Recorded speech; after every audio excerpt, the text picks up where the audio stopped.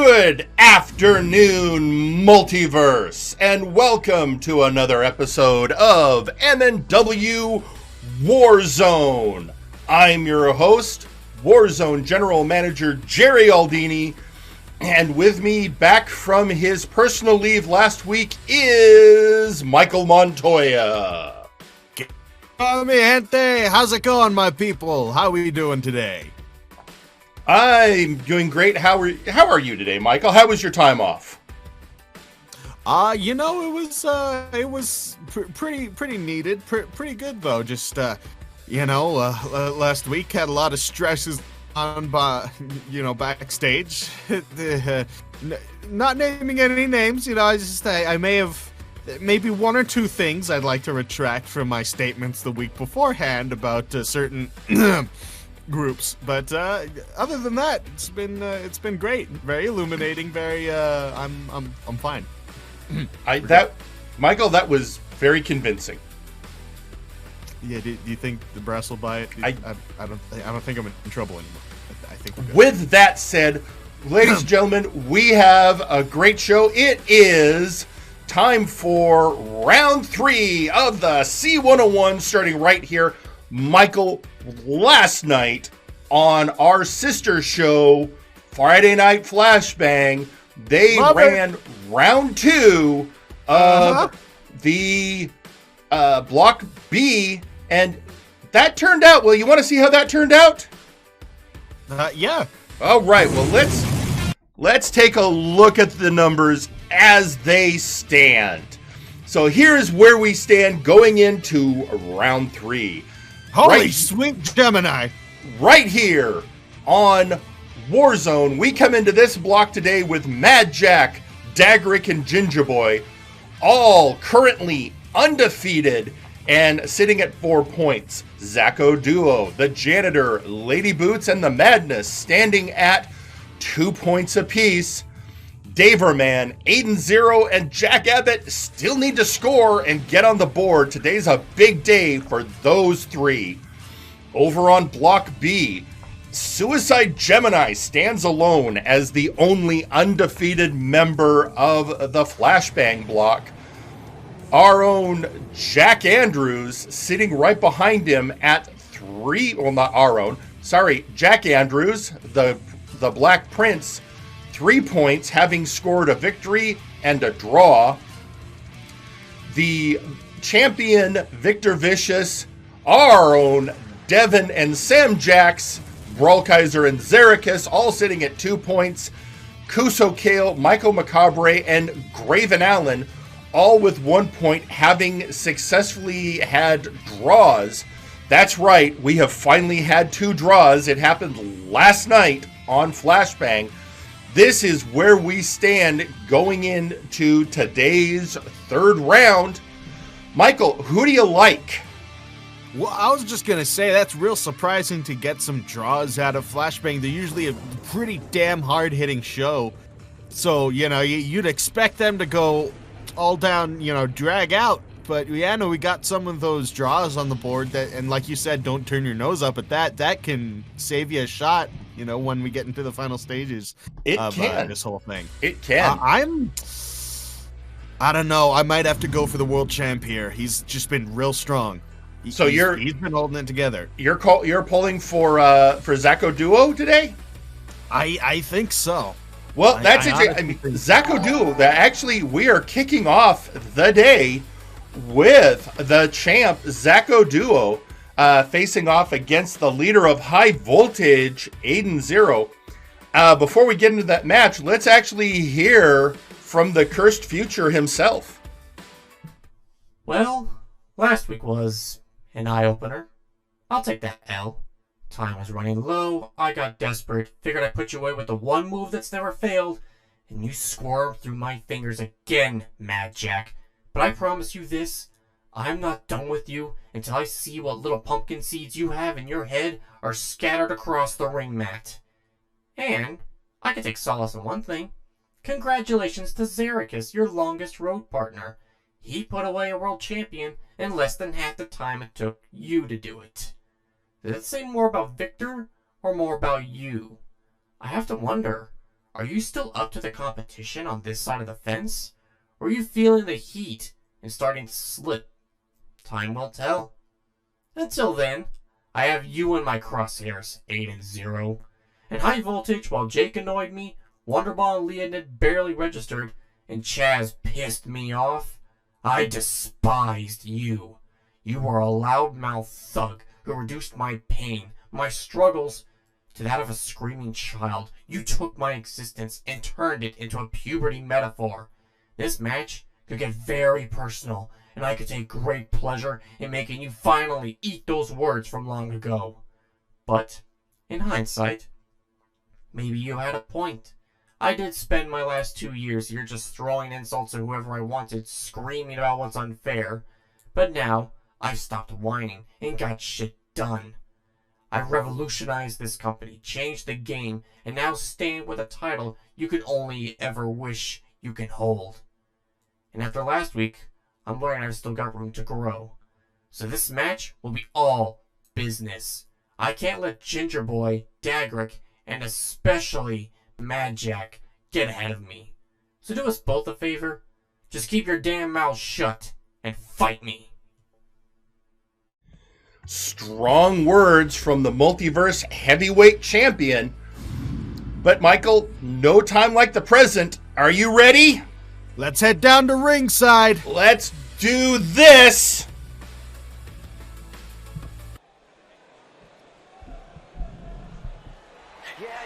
The following match is a C101 match scheduled for one fall or 20 minutes time limit remaining.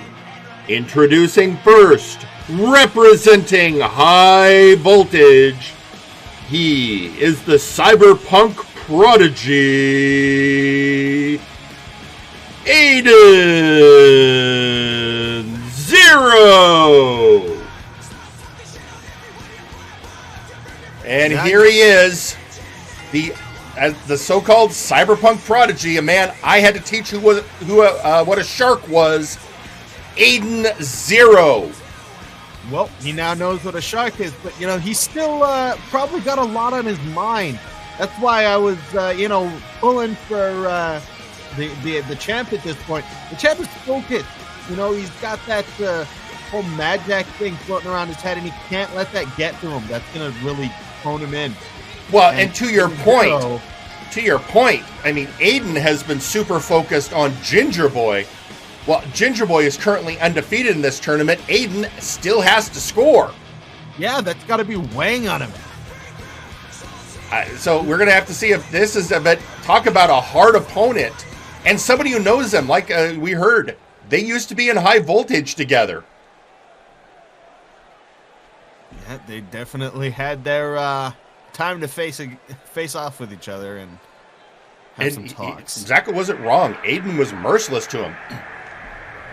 And introducing his opponent, representing main event Mex.exe, he is the Multiverse Heavyweight Champion, the Ace Zako Duo. And here he is, ladies and gentlemen, your champion, the Ace of MNW, Zako Duo. After losing last week to his cross-brand rival, Madjack, Aiden is in the crosshairs of the bot, who needs to make a point, and as he put it, can't let Madjack pull far ahead of him. Although it seems interesting, he focusing on Madjack when he needs to worry about what happens as you move on in the tournament. He needs to focus as the brackets. Once we get to the stage where people are getting higher up there in points. That's a great point. And here's the thing: in this tournament, you've got to worry about the man in front of you. It's about accumulating points, and sometimes the interpersonal rivalries of the wrestlers just get in the way. It's just going to slow you down. You can't be picking and choosing or trying to hurt some people worse than others. You got to give every match, when you're competing in the C101, the credence it deserves, because you need those points. in some ways, losing to Madjack might have been a good thing, because that could be a wake-up call to the cursed future. He's got to keep his head in the game. He's got to stay focused. He's got to stop placating to this crowd. There's that. A little more merciless, in my opinion. Well, merciless, focused at the very least. And the other thing, as he pointed out, he's got some issues with high voltage, and Aiden Xero in particular. So this match could get a little personal. And if it gets there, let's see it get there. You know, and although, man, I hope we can go a night without a boss KO, Michael. That's all I want to say. Well, he's been on his history kick. Well, last week it was Madjack. I don't think Aiden's going to pull one out. And we start out, and right off the bat, Zako duo coming out aggressively. Combination. Knee to the gut. Oh, head scissors takedown. So, interesting point of this. We are looking at two wrestlers who, if you go by timelines, neither of them have been born yet. And that current, both are time travelers. Aiden Xero. Oh, hey, look at that. You're right. Yeah. Yeah. Aiden Xero is a time traveler from a cyberpunk future. If there is if he has been born yet, he's probably still a baby in this timeline. And Zako duo wasn't built yet by the variant of Chaz Lee that made him. So yeah, these are two anomalies in the timeline. Speaking of anomalies, Zako duo just planted onto his face there. Well, I mean, Aiden Xero is a top-tier wrestler. Otherwise, he wouldn't even be in this tournament. And don't worry, folks. This universe functions on the multiverse theory, so I don't think either of our competitors will be disappearing anytime soon. No. It's in the title, Multiverse Nexus Wrestling. Yeah, if this were linear time Nexus Wrestling, this would be a whole lot of a worse show. And we're getting our first social media tweet of the night from the offices of VIP by way of Maximilian Thunder Thighs. This is a message approved by VIP. Let's go, Aiden Xero. Time to beat the little Zako. Let his wax wings fly. What? First off, don't make me have to read out gibberish. Huh. Anyway, back to this. Aiden Xero working over the arm. Again, I think a lot of people are targeting Zako's arms of late because of the issues he had. But I have it on good authority that that arm has been fully repaired. Yeah, no. After the whole championship match and everything, that's the last time it was damaged. So this is a at full strength Zako duo, but I think people have just decided, we're going to target that arm all the time. Up and jawbreaker. And a kick. Followed up by a kick that's going to double up on the head. Only a one count, though. Just a one. It's Aiden Xero, very used to head trauma. It's like a friend to him now. Oh, God. Speaking of his friend. That was a curb stomp from hell. Aiden responds with an uppercut, bringing it, and a neck breaker. What a shock. Aiden Xero does a neck breaker. Man loves his neck breakers. Absolutely no surprise to anyone. Got that high up on the chest cover. Not enough torque on that leg there at all to even constitute a 2 count. So straight for those ocular sensors. Yep. And Aiden Xero looking at the crowd and then again going after the arm of the cursed future. Well, I mean, they've established it can be broken. You know, those joints are the easiest part to pick about these bots and meme. It's their biggest target. It's true, but they had to work. Oh, what a punch! Ooh. I was going to say, they have to work hard to break. I mean, all the effort that did the first time. And right now, Zako, I mean, our Sawyer is somewhere in the vents, so it's not like he's readily available to help do any additional repairs, so Zako might want to be careful. Oh, gut kick. Oh. Well, if he needs any emergency repairs, I heard Seth Jackson works on trucks, so that's I'm sure he'd probably go to Lasume first. Yeah, that's probably a better idea. Or, we got Felix Big Rig, our head of maintenance in the back. He could go to him. What's a clothesline there? Was Aiden looking to set up for something? Or, whatever it was, Zako Duo denied him. Sided against it for a second. See, if you hesitate like that, that's going to give someone like Zako Duo ample opportunity to put you on your back. And, coming in again, the gut flying knee. Cursed Future going for it, looking to do some damage on. He's got him. That leg over the back of the head. Only a 1 count again. Right now, Zako can only get 1 counts on Aiden. Aiden's got to, we talk about Zako Duo having to keep his head in the game. Aiden Xero has to do the same. Aiden, I'm looking at this. I think Aiden has been far too focused on his rivalry with Gingerboi and the chance to get a hold of him in this tournament. He's got to deal with the bot in front of him. Absolutely. You can't have Gingerboi on your mind at all at this stage, no matter how much crap you're talking, no matter how much you hate that he's bringing up your, getting tombstone pile drived onto a swing set, Yep. You can't be thinking about that. No, especially because Gingerboi, one of 4 people still undefeated in this tournament. Gingy, of course, facing Lady Boots later today. And they're locking up the legs. That was an innovative variation on a bow and arrow stretch and a tequila sunrise. I was going to say, it looked like he was about to go for a slingshot there under the rope, so then he just dug his knees into the back instead of sending him all the way. That's one thing you can say for Aiden Xero. He's got some innovative offense. And that was Zako Duo going, so I hear you like neck breakers. Yeah, absolutely. Going for the head and neck area. Zako Duo trying to land shots on Aiden's chin. I think he's out. Zako is very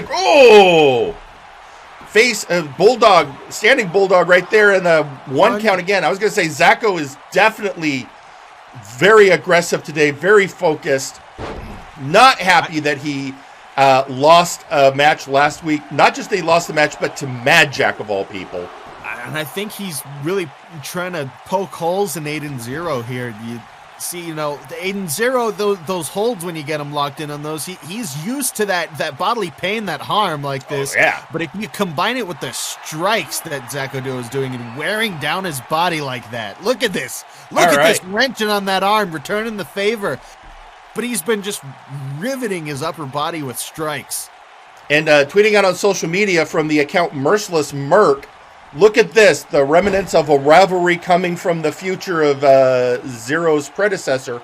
Regardless of who wins, the cycle continues and another injustice is added to the list. This account's really beginning to freak me out, Michael.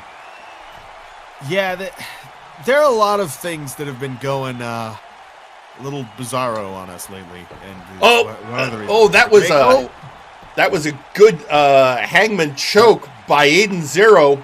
Finished it off with a headbutt there, if you saw that. Ugh. But it took a lot out of the cyberpunk prodigy himself, and he's got to stay on Zako Duo if he's going to get on the board. Yep, you need cardio when you're fighting a robot. We are 8 minutes into this match. 12 minutes remain. Zako hung up. This could be a huge opportunity for Aiden. Using the rope. Ooh. What a pull. Good move by that's what Aiden needs to do. Neck breaker. Discus punch. Rolling punch. And he's going to get it. 1, 2. Can this? Nope. Zako says no. 2 count only. Definitely getting some damage in against the bot. Or it's time for the bot to go again. Again, you can't hesitate when you're dealing with Zako Duo. Now we're outside the ring again. This is a rough spot. Although this is a spot both are very familiar with, but so much damage can happen outside the ring. And just punch after punch and kicks. Zako focus. Aiden returning. That's one thing coming from the future Aiden's come to. He's grown up used to fighting bots. bots, Yeah, cyborgs, wasteland mutants, you name it. Oh, there's a tequila sunrise. Yep, tequila sunrise locked in. Oh, and Zako's getting out of it. Zako knows what to do. There. It looks like that got pretty unbearable for a moment, but Zako's in the right spot of the DDT. Or not. That was, brutal. Wait a minute. 1, 2. Oh. And another so close call there.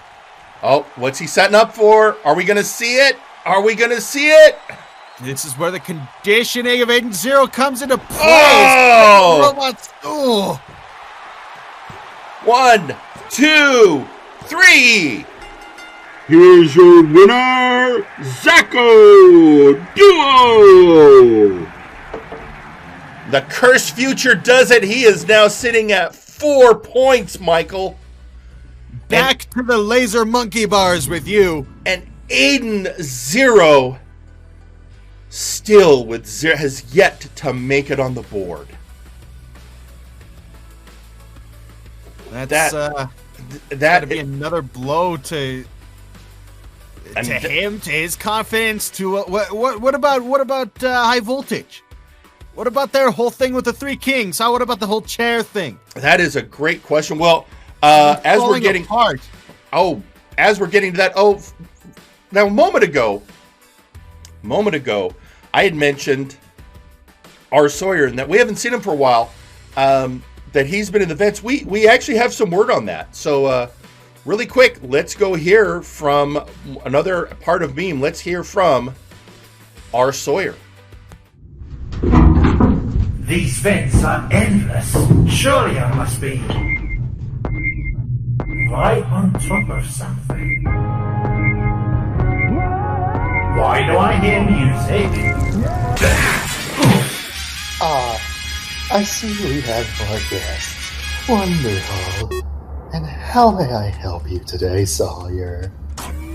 You can help me by setting up a match between me and Carney. I've got a steel chair that's just begging to splatter Carney on the wall. After which he's going to tell me where the clowns are.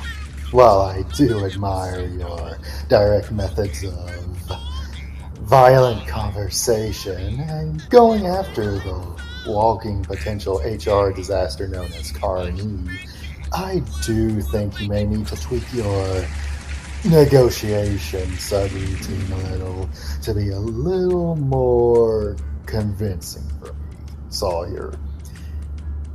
Do you think you're up to the task? So if I put the icing on the cake, you'll set up the match? Of course. It's the least I can do to help as HR.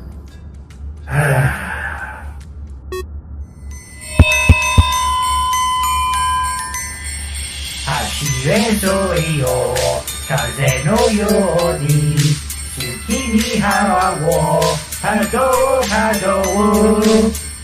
Are you happy now? Oh my.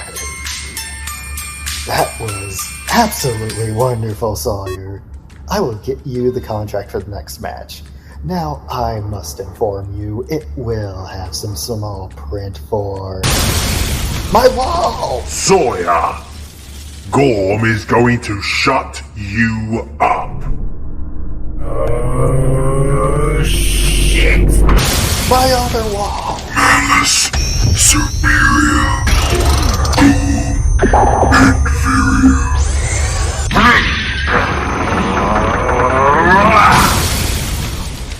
You and I are going to talk about that contract when this is done. Oh, not to worry. I'm counting on it. Oh, boy. I'm going to have a talk with Anon about this. See, he did it too. You can stop making fun of me. Seth, no, get back. God damn, how does he know where he's shouting through the walls? I never ask. Okay, so we've got a lot going on there. There's going to be a lot to unpack. Oh my God. We got so much we're going to have to get to. I swear. Are you okay there, Michael? Yeah, I'm okay. And also, again, from the Merciless Merc on social media, congratulations, Zako, you've trounced another of Meme's old demons. But how many other shadows from your past are you going to let haunt you? How many wrongs have you overlooked? I do wonder just how many injustices you will allow. All right, well, you know what? There is a little bit more fallout from that match we have to address, and it's coming to the ring right now. So, ladies and gentlemen, let's head down to ringside.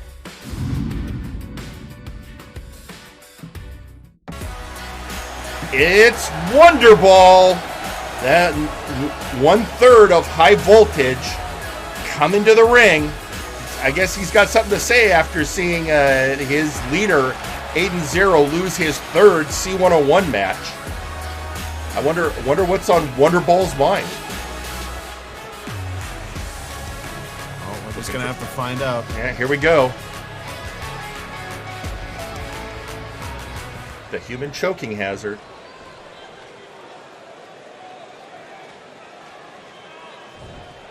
Hey, how's it going? How we all doing tonight, Multiverse? It's me, Wonderball. Yeah, let's hear a little bit. All right. Now, with this whole C101 going on, it's been distracting some people. You know, it's making things rough for the old Wonderball, for the old High Voltage. You know, we gotta get things rolling. Get it? Okay. Well. First I've come out here to address is Aiden, dude, like tough luck, but while you're figuring out what you're doing with Gingerboi, I thought we were gonna do, you know, the whole three kings high voltage match. You know, even Leonid and I were talking about it. You know,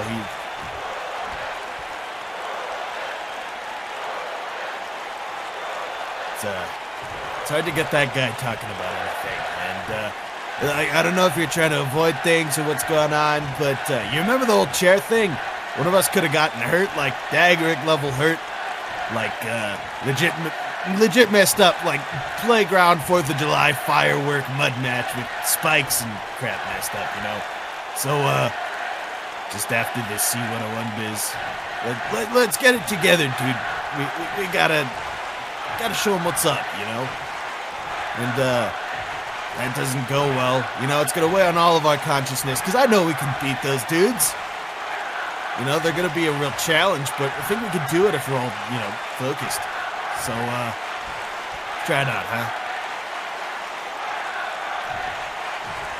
So get your butt back in that tournament, get some points, win the thing, get a title match, and then let's beat them as champs, because why not? That'd be fun. Something like that. You know? Get your butt back in there. Give it a good old college try. Did you go to college? Anyway, what I'm saying is, give it your all, buddy. Let's take him out. Well, I guess Wonderball, while he's got his eye on a particular prize, and that is, he's not satisfied with how things got left with the High Voltage Three Kings feud. Yeah, no, he wants to clean that up. Unfinished business. I mean, I know that you had the whole idea that Aiden, Xero, and Gingerboi decided they didn't want to involve the rest of their faction. It was all about them, and they were going to settle it in the C101. I guess Wonderball is saying, no, we still got some skin in this game. Which, yeah, skin in the game indeed. But perfectly fair if you ask me. But yeah, let's see where that goes. Well, you know, it's interesting that he brings up the Three Kings because, well, right now we're getting ready for our next match, and Mr. Michael Montoya, that next match actually includes the aforementioned Three Kings. Well, two of the Three Kings. You know what? Three Kings anyway. We have a fantastic tag team match lined up for y'all. That's right. So, ladies and gentlemen, let's head to ringside and get into the action. The following match is a tag match scheduled for one fall. The Bell Brothers versus the Absolute Units. Going straight into this. Going straight into the action. No pomp or circumstance today. Just planting the units on the ground by the Bell Bros. Oh, knees to the head. So what we have going on here, if you can't tell, because the guys got to the ring before we were ready to go to camera. This is Forrest the Fortress Wade and TJ the Mint Gable representing the Absolute Units with Absolute Washington at ringside. Taking on providing hair and moral support. Yeah, and they are taking on Flyboy and Strongman Bell, the Bell Brothers of the Three Kings. So it is very clearly going to be another chance to aid.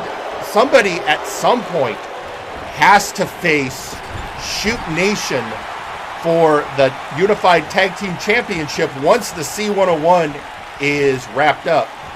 Both of these teams in contention, both of these teams former tag champions.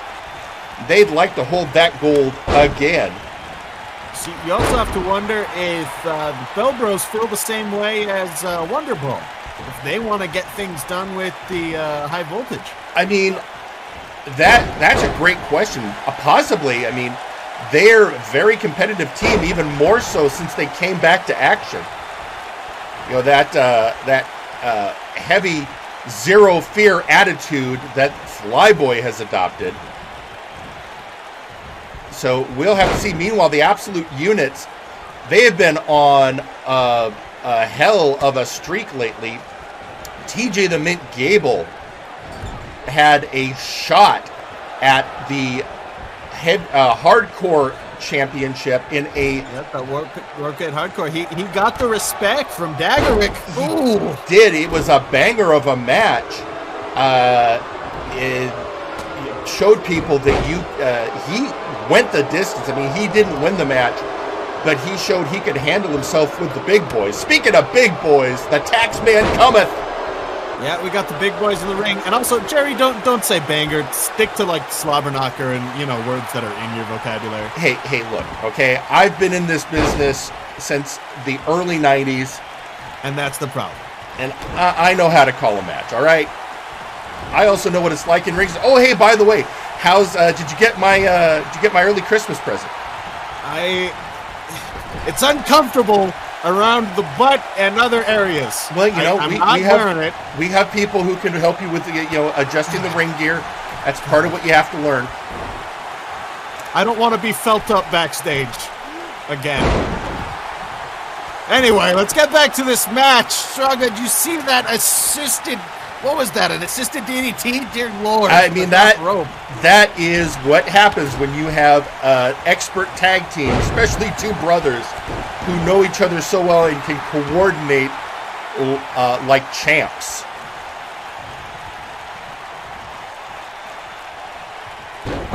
Ooh!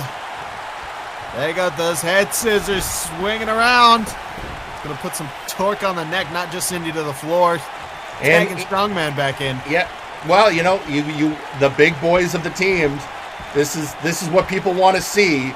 Oh, big meaty men slapping meat and stretching out the arm. Oh, that's gotta, that's always painful. But it's part of the wrestling game. You want to wear down your opponent's offensive capabilities. Oh, ducking the clothesline. And now Strongman finds himself in the red corner, not where he wants to be. Oh, whoa! An atomic jump followed up by the leg lariat. Dear God! And I mean, there is a reason both these teams have held championship gold. And you want to talk about a hard-hitting match when you mix up these high flyers with these, again, absolute units of men. I mean, Eric Generickson and I have been having conversations with Mr. Lawson about the possibility of a cruiserweight tournament. Up 1, 2, and a kick out. It would definitely be a cross-brand tournament to give a chance for all of the MNW cruiserweights. We're just looking at what the logistics of that would look like. Yeah, no, that's exciting for different reasons, but you know what's also exciting is these massive men in the ring right now. Oh, Flyboy very quickly turning around. He knew he was in the wrong part of town. Now TJ in the blue corner. He's really got to outmaneuver Gable, because if Gable gets his hands on Flyboy, there's not much Flyboy can do in terms of resistance when it comes to strength. If he has a hold locked in, if he has him up on the shoulders. That was an assisted pile driver. Where did the chair come from? I have no... Is that Washington? No, I think a fan threw it in the ring. You know, people are throwing back belts and jumping barricades. We've had enough of this. Come on. Unfortunately, the ref hurt yourselves, people. And security is getting that fan out of the arena. Okay, good to hear.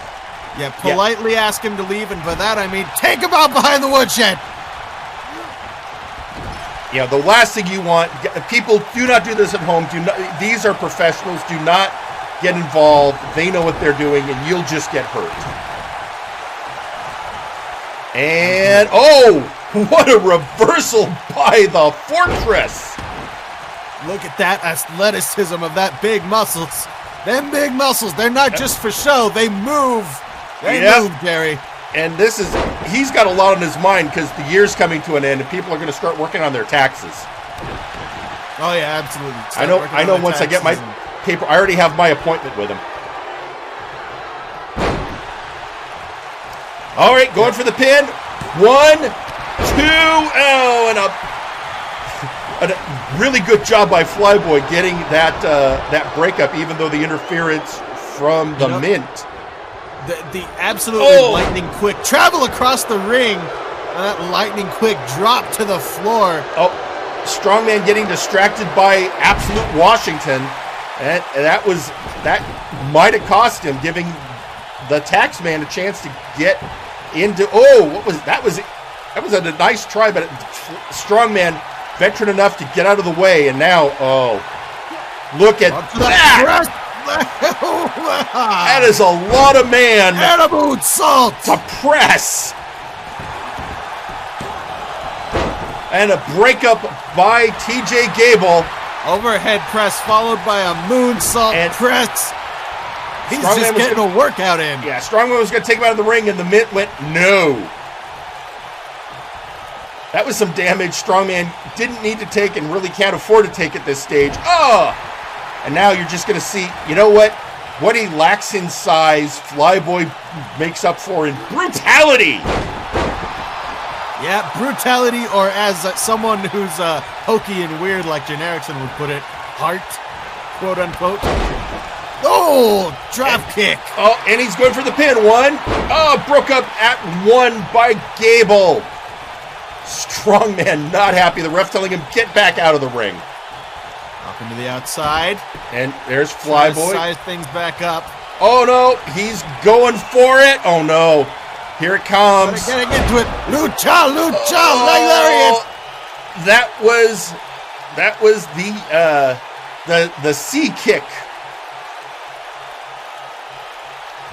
I honestly, he's never told me what he actually calls that. But bridging suplex. 1 count by Forrest. C. Sent to the corner. And this is not where you want to be for Flyboy right now. This is not a good... they're going to do it again! Atomic drop! And a pump kick! Flyboy sending Gable to the blue corner. Knee strike and a bulldog! Ooh. I imagine that leg of Forrest T. Wade probably weighs as much as Flyboy himself. I'm getting a tweet from a member of the Bell family. Somebody called WF saying that the kick was called the bell ringer. Oh, okay. Now, a tag in, here comes the Fortress. El Grande. Fortress That arm locked in. The agility. Agility of Flyboy really paying dividends, getting him out of that hold. And again with the running bulldog. Washington thinks he's taking a little too far here. He needs to focus. And focus he did, dropping Forsty Wade back down with that kick. Oh, going for a kick, but getting denied by Wade, and now we're in the air. He was nearly snatched up. And again, by the absolute units. Units doing a great job cutting off the ring, and dropping him on the top rope.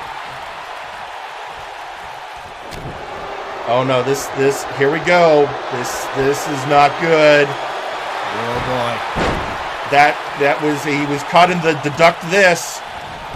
Fortunately, was able to get out. The shoulder throw. That kick. Didn't find its mark, but there you go.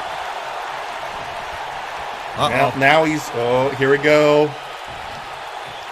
Getting up in that cruise. Oh, what a reversal by Flyboy. Not getting that man in a crucifix sort of throw thing. Two and a two count. Oh, this match is going insane. Yeah, you hear that crowd roaring. Right up for it. And now trying to shut down that offense now. Yeah, drop kick on the arm. That's a good veteran move by the Flyboy.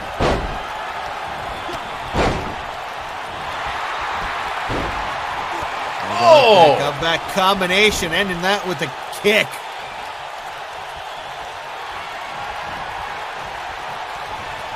And here we go. There you have it. That was the Toll the Bell, dropping the Fortress into the corner. And Flyboy's one of those competitors. He doesn't just lift his leg up for those boots and let momentum handle it. He's got strength and speed behind those kicks. Oh, he's going for that running bulldog third time. It was too well scouted this time by the Fortress. Oh, body slam. Is this going to be it? One, it could be going the other way now. Two. Oh, barely. Broken up by Strongman. Tagging in Gable. The ref's got to look out there. He needs to realize he's among some giants. I mean, again, that's why we... That was a hell of a high collar. Oh. That high collar slam. And the ref is out. The bells are all down. Gable and Forrest are up. But we're waiting for the ref to regenerate before he can call the rest of the match. Slam and a suplex, 2 bits, and there are his bits right all over his face. Oh, now just lariat, and lariat from hell. And just in time, the ref comes back to life. Oh, just another one. I was real worried acquainted about with his forearms. Oh, and there he goes round the world, and down goes Gable. Yeah, he tilt-a-whirled a man that big. Do you see that? I mean, it was a good move, but the problem is his partner's nowhere to be seen. Forrest is, the numbers game is right now against the Flyboy. Yeah, Strongman should be there holding the little tag rope, waiting his turn. Great Hurricanrana by Flyboy. Is that going to be enough, though? Especially Forrest is right there. Not needed. You don't want that man looming over you like that.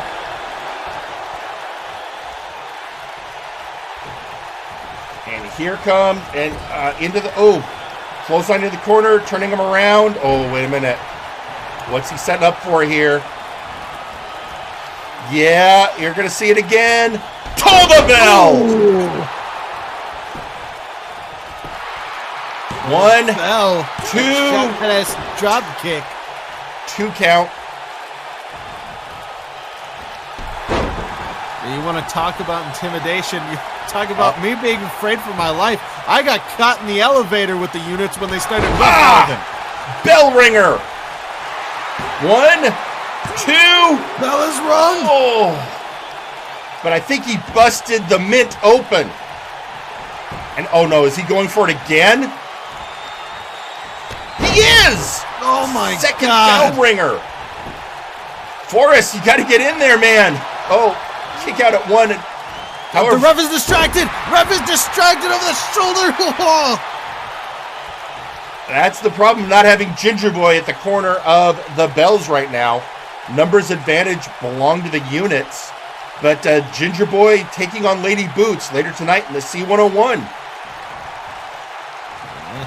Oh, Bells, Flyboy's like, I've had it with you. You know, Mint trying to get Flyboy into the corner, but not a lot of use when Forrest isn't there.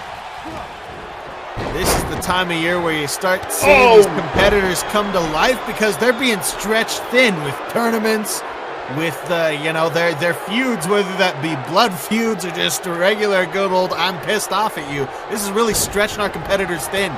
I can see who thrives in the ring around this time of year. Oh, second wind for the Mint, and Forrest getting back into the corner. Here's the pin. 1, 2, 3, and that's it.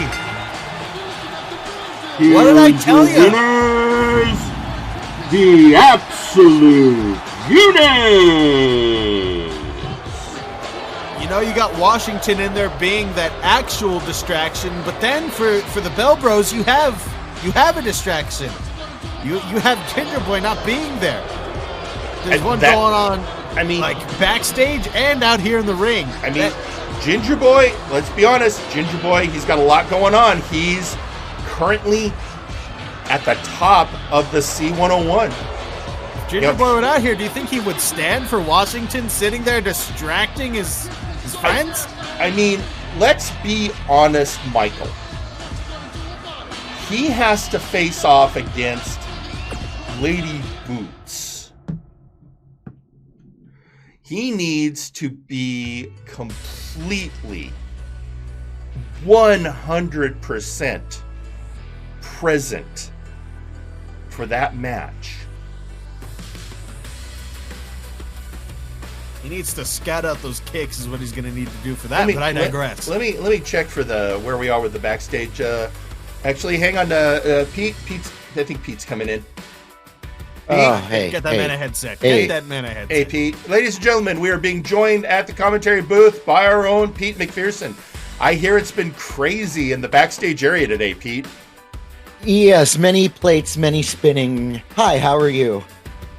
We're good, Pete. So, yeah, we've still got a hell of a lot going on.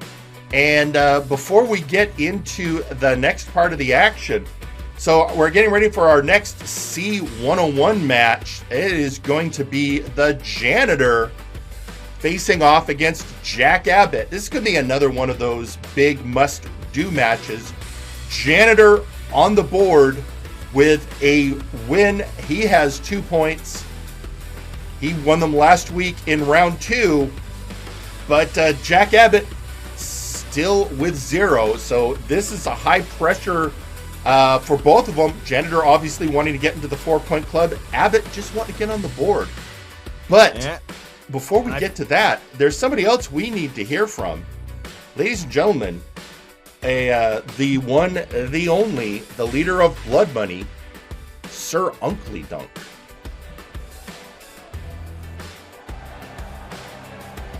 Whoop. That was the... Let's see if... right, the audio cue is there. Sir Uncle Dunk. Oh no, Mr. Butler, I wouldn't worry about it at all. Our defeat today was a minor setback in the grand scheme of things, and we're still a shoo-in for the tag belts. Of course I'm right. I'm me. By the way, reinvest the insurance money from the Uncle Drunk into Uncle's Incorporated stock. The business may have burnt down, but I still intend to make a profit from the money we got from the fire. See you tomorrow. Well, that pub turned out to be a waste of time and money.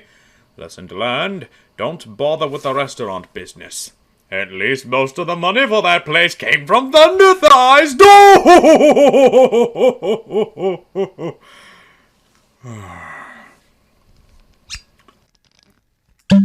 C101, eh? It astonishes me that after everything you've done, people still look up to you. I remember the old days. You, me, McCheese taking on the world together. We had our ups and downs, our victories and our defeats, and we still managed to pull through. Until one day we didn't. It's all your fault, of course. After you left without telling me everything came crumbling down and the people we helped protect didn't bother to help us. You're the reason the Republic died, not me. I hear McCheese is still trying to keep the memory alive. Good old boy. I'm sure the only thing you and I would agree on nowadays is he got the happiest ending out of all of us. Now look at you. You clean toilets and sinks for a living while I lead the next major force to sweep MNW. The world has forgotten your name while I strike fear into the hearts of the multiverse. You needed outside help to get it to the C101, while I lead Blood Money's charge to subjugate everyone in this pathetic business. So here's one thing I don't understand. How come you're happy and I'm not? And with those words from Sir Uncle Dunk, it's time to get into our next match. Ladies and gentlemen, it's time for more C101 action. Let's head down to ringside. Let's get right into it. The following match is a C101 match and scheduled for one fall. Introducing first, the Janitor. Here he is, the man Sir Uncle Dunk was just speaking of, the former leader of the Republic, now the head of our janitorial department, still. Head. He's gotten that did get a promotion. Yep, he is the head janitor. And he is also still one of our top performers here in ring action. Despite the so-called outside help, he wouldn't be in this tournament if he wasn't one of the best. Yeah, you might want to watch out today. He might be a little sticky. Just got finished cleaning the Dippin' Dots machine. Oh, that Dippin' Dots machine. I tell you, it's the bane of my existence. Never works Damn Dippin' when you Dots. want it to, but when you don't want Dippin' Dots, it's always working. But this is going to be, as we said, this is a huge match because of this man.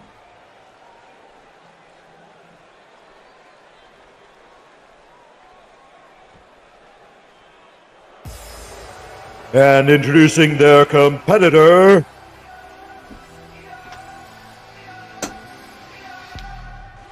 representing Shoot Nation, the Scorpion Jack Abbott. And here he is, Jack Abbott. He needs this win. He is 0 points right now in the tournament. He does not want to be stuck at the bottom of the pack with Aiden 0. He absolutely does not. Still got that tag gold around his waist, though. And you have to imagine somewhere, in some room somewhere, probably a lot of leather and a bearskin rug, I imagine. The storyteller probably has out ink and quill and is writing furiously. That was a... If I had to take a guess. That was a vivid mental image. And we're off. Yeah. I don't know. I always get that when I think about storyteller. Right off the bat. So, right now, former world heavyweight champion, top performer, and Jack Abbott, the ultimate underdog. Nobody expected him and Devin to even go past the first round of the tag tournament, much less win the belts, yet here we are. Janitor is on the board with 2 points, but he would like to make it 4. But for Jack Abbott, it is do or die time, because it'll be a lot more road to make up if he can't secure his win now. Now, I will state, we are only in round 3 of 9. No one is out of this tournament yet. But it has to weigh on the mind of the people who haven't scored yet, that they haven't scored yet. So yeah, no, it's that sort of petty thing about right now is like, oh, you don't have any points? Well, I have points. What's wrong with you? And this is going to be that Jack Abbott, he just has to make it. But then again, the Janitor is not going to be the kind of opponent that is just going to let that happen. Jack has to bring everything he has, or the Janitor is going to clean up. Yeah, you got to be careful, Jack. He's sticky from the Dippin' Dots. I told you. I'm sure he changes gear before getting in. I'm sure it's fine. Oh, look at that! That what I tell you, sticky. But though. Dragon Screw takedown. Jack Abbott still in this fight. And, just getting pounded by the... And here's the thing about the Janitor. He's got this, but he's also... He apparently has an inkling of what the storyteller is up to. And here's the thing that's the mystery. He has stated that he will allow it for now. Huh. That is like, what could be going on that the Janitor is saying he will allow it? But, yeah, what about the storyteller makes you think you can have any control over anything that happens? Well, really? I mean, if anyone knows how to deal with the storyteller, it's the Janitor. They go back years in their rivalry. But be that as it may, the other thing I would say is the bigger thing that's probably going to come to a head again, if I can take anything from what we heard from Sir Uncle Dunk, I have a feeling that we're going to see, now that the Janitor is back and heavy into action, it would not surprise me to see those two clash in the ring again.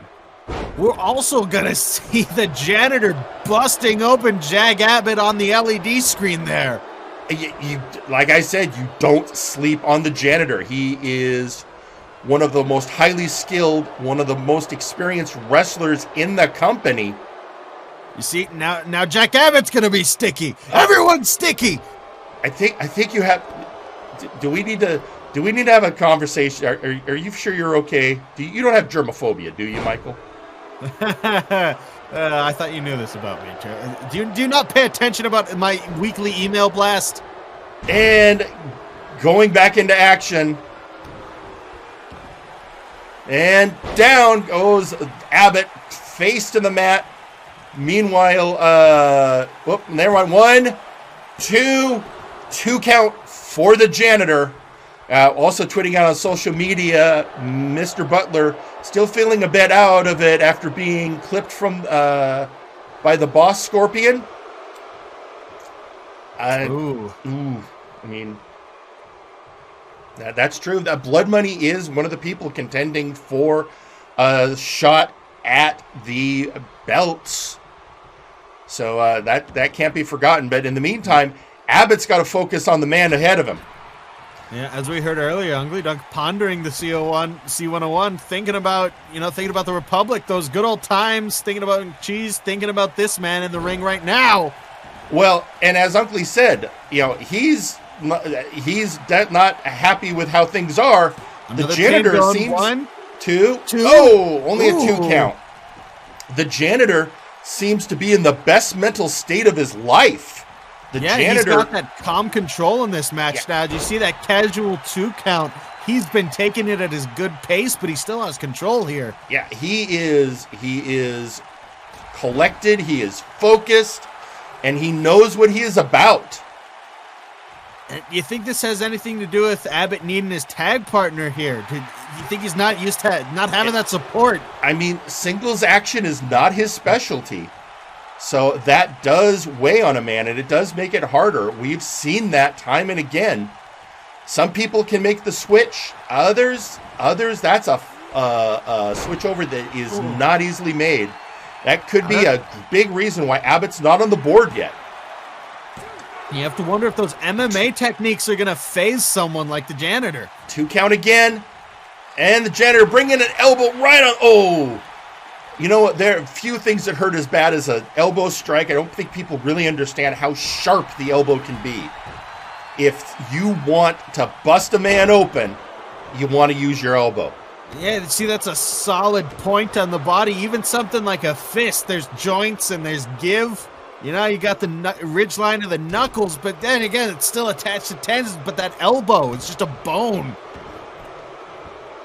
And here, now, the Jack Abbott reduced to choking the janitor. Into the corner he goes. Trying to get some sort of advantage over. Trying to turn him over. Are we going for that scorpion deathlock? Looks like we are. But the janitor knows what he's doing. Knows what he's doing. The strength and savvy of the veteran, flipping the scorpion. Dropping the fist on the forehead, right on that cut. Did you notice the... and sweep of the leg. Of that. And again, choking the janitor. Yeah, speaking of MMA, that's coming into play now. Going for that ruthless, all-out, drag-down sort of a fight. That knee lift, another one, taking it to the abdomen. I think getting busted open and lit a fire in the scorpion. He's just deciding to go brutal like his friend Gingerboi, whom he lost to last week's round. Now, Scorpion trying to figure out what he's going to do. Oh, he's going for that Scorpion deathlock again on the janitor. Yeah, maybe he was able to get some torque against those ropes. He couldn't see from that angle, but now he's got him in the middle. Janitor has nowhere to go. Oh, Janitor has no choice but to tap out. And your winner, the Scorpion Jack Abbott. Well, Abbott makes it on the board. So both he and the janitor now at 2 points. As we said, this is not it for the janitor. He can still go the way. He is one of the people skilled enough to do it.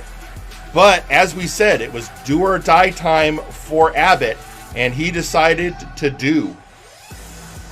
You don't make a man like that bleed his own blood lightly. There's going to be consequences for that, and that might be getting yourself locked. We'll have to see. So with that, well, there's only one person besides Aiden Xero not on the board yet. We're going to have to see if that can be changed. In the meantime, tweeting out on social media, Jack Abbott's partner in Shoot Nation, Devin. Jack, it's okay. Just give it your all and kick ass. Don't give up. Even if you lose, we still have the titles. But don't let this man take you down. Keep getting up and kill this man. That's a lot of brutality. And I'd like to remind you, this is the man who cleans up our locker room area, so don't antagonize him. Yeah, you don't want your stuff messed with or getting ranked. It's not worth it. So with that, the next. All right, we're gonna have to really hang on. I'm being told we have a paid advertisement again before our next match. Wait. Well, you know what? But I'm also being told no. What? Okay, hang on. I'm getting conflict. Pete, hang on. We're not going to play that ad yet. I'm getting. Oh yeah. Okay. So the information I am hearing is we're actually going to hear now from a man currently undergoing medical treatment. Ladies and gentlemen, Vinsmoke Sanji. How am I feeling, Doc? I've done terrible things in my life that would make Lex Luthor look like a beloved politician. Let me tell you what I've done, and then I'll tell you how I feel, okay? The first time that I came to this organization, I wanted nothing more than to be one of the best wrestlers MNW had to offer. But see, the thing is, Doc, you don't get to be the best by just saying it. You have to stab people in the back. You've got to run down the fans every chance you get. You've got to lie, cheat, and steal, as a famous man once said, to get your way to the base of the mountain. Then comes the arduous task of knocking off those who want to stand in your way who only wanted to see good things happen for you. You betray your very friends and loved ones just so you crawl 1 inch closer to the top. You give up your very body and mind to things that you shouldn't just to gain more unnatural power in order to keep climbing up and dragging off those who are in front of you. You finally reach the mountaintop that you so desperately crawled to and scratched your way to get, to finally be on top and say that you're the best in the world.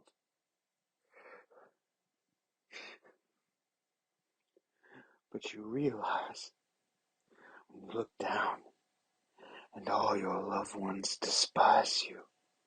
They curse the very mention of your name and treat you as dirt underneath their shoe. It puts being the best in the world in perspective. Because what is being the best when everything you hope to have is destroyed? I feel like a monster, Doc. You know what? I am one. But I want to change. And I don't want to be this monster anymore. And there you have it, ladies and gentlemen, the latest from Vinsmoke Sanji. But we're actually about to get an update on his condition from his primary care provider. So, gentlemen, if you're ready, let's head down to ringside where we are going to be hearing from his primary care provider.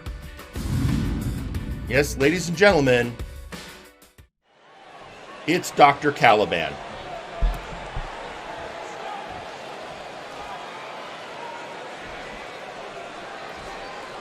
Good day, citizens of the Multiverse. It is I, Dr. Vincent Vladimir Caliban. And before anyone asks, I know what's been happening. I've already spoken with Seth Jackson. He knows it's not our normal therapy day. I have also distracted him by giving him a double pepperoni pizza with a 2-liter bottle of Dr. Pepper and a plush cow. So he should be occupied for at least a few minutes.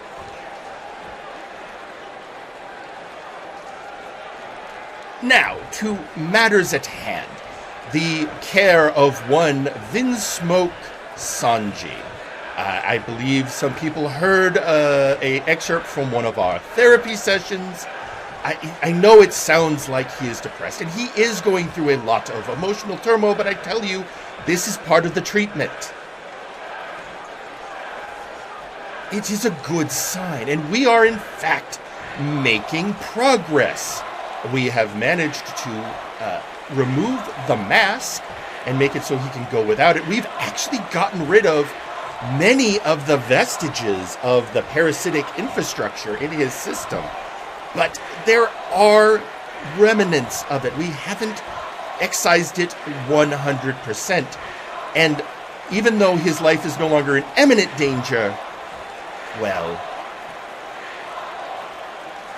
I am not going to be satisfied that he is absolutely 100% healthy until the last of it is gone. Now, I have been looking at my data. I've been looking at data from various matches. And I've been looking at what we witnessed that one time he completely trounced the Outlaws, and I've come to a conclusion. There is a match he needs to have.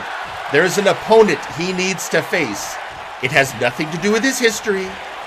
It has everything to do with getting rid of the remnants of that parasite. So I've been working with the brass to set up a particular match that it is my firm belief that when it is done, Vinsmoke Sanji will be cured. All right, so according to the good doctor, he's on the verge of curing Vinsmoke. That is fantastic news, although he probably shouldn't talk about the Outlaws like that and then go backstage. It's Dr. Caliban. Nah, true. He probably has effective protection. So, oh, what? Okay, I guess the wrestlers are getting... What about it? Oh, they're... All right. So the wrestlers are coming out to ringside right now. Apparently, they couldn't wait for the action. So before... You gotta twizzle the twizzle. We got it. Yeah, I'm working. Yeah. I'm working on it. In the meantime, ladies and gentlemen, let's hear from one of the participants in this upcoming match. Ladies and gentlemen, it's Maximilian Thunder Thighs. Hello there. The VIP family is helping for the holidays. That's right. We're taking this chance to give all month long. What are we giving? Why, a chance for you to help out VIP with our VI Patreon. Yay! Even just one small donation will be collected and given back to the bank vaults at VIP, who have been struggling all year long with the constant harassment and bullying. Patron members will get exclusive rewards, like the $1,000 backers. This December will get a personal visit from our littlest helper elf, Maximilian Thunder Thighs. Do I have to go put on the suit? Fine, I'll go put on the suit. Give me a second. It's a little tight there. Okay.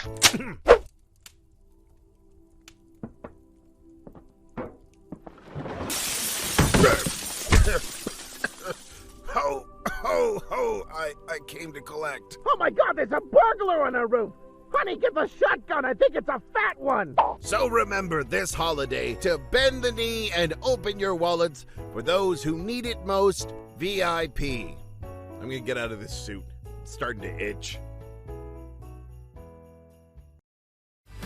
All right, and with that, ladies and gentlemen, let's head down to ringside for this tag match. It is the Beef and Maximilian Thunder Thighs versus Pupusa Monkey PI and Sasquatch Wing. Now, part of this match is Pupusa is still investigating the mystery of why Maximilian Thunder Thighs is with VIP.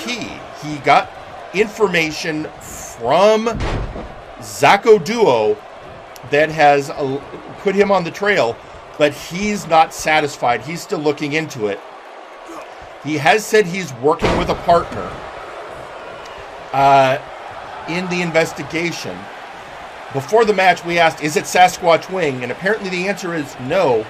Squatch is just helping out because he also wants to know what's going on with Max. And he wants a rematch with Max. And so he's hoping this will lead to that. Sasquatch Wing, a surprisingly compassionate being. I don't want to say person. Being. Well, individual. He is a compassionate individual. And man who makes a fine cup of coffee. You know what? I can't agree with you there. I have now enjoyed a couple of Squatch roasts. I told you. Not that bad.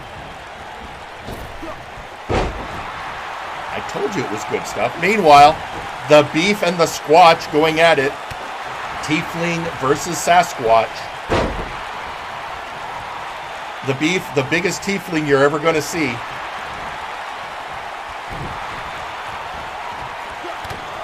And meanwhile, we've got Pupusa Monkey, our head investigator.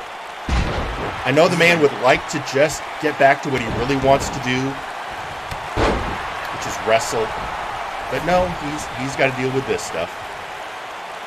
You have to wonder if for Sasquatch Wing fighting the Beef is like putting some pomade in. With all that grease. I wasn't thinking about that. Now I can't get it out of my mind. Every time the Beef fights someone hairy, I can only imagine. Just is it good for your hair? Is it like conditioner? But anyway, I understand that Sasquatch Wing is actually a huge customer for Absolute Hair Care products. Oh, bridging pin by Maximilian Thunder Thighs.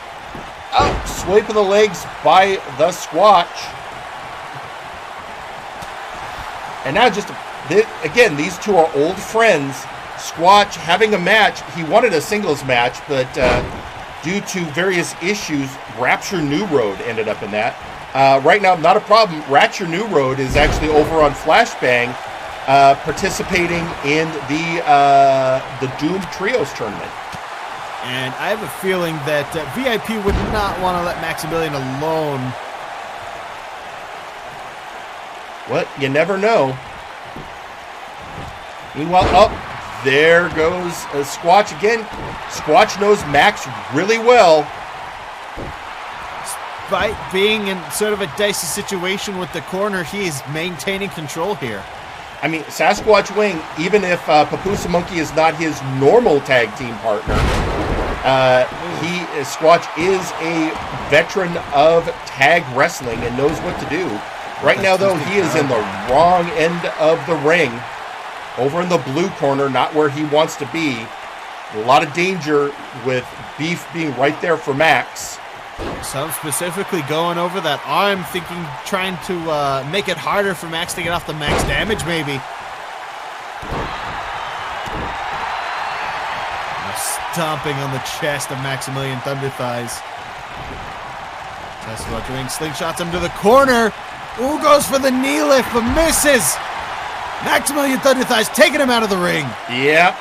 And now, well, the thing is, Max Squatch is very good out. See? I was going to say, not where you want to be with Sasquatch Wing. And Squatch, with that innovative DDT, made Max pay for it.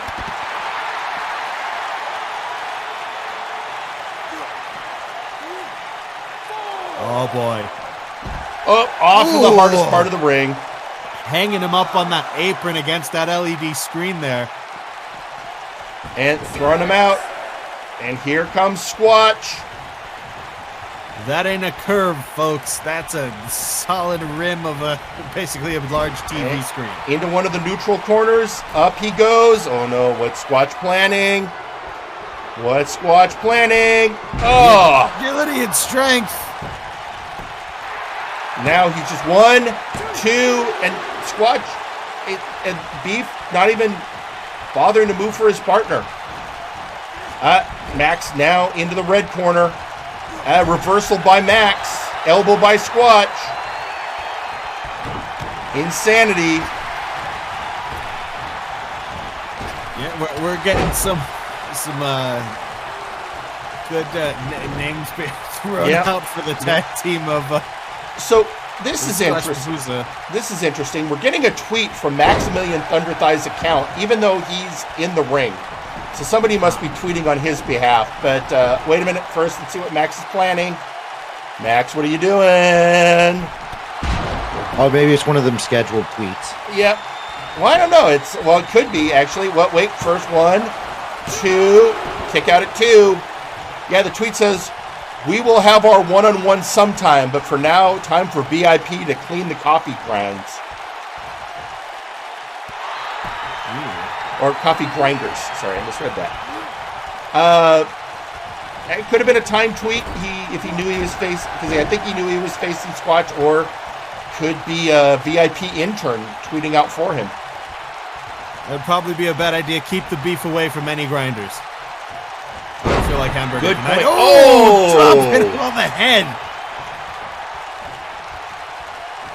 And now going up. He's on Brett's rope, but the Beef was ready for that. But Squatch, again, that tag team proficiency, knowing it's time to bring in his partner. Max, though, belly-to-belly suplex.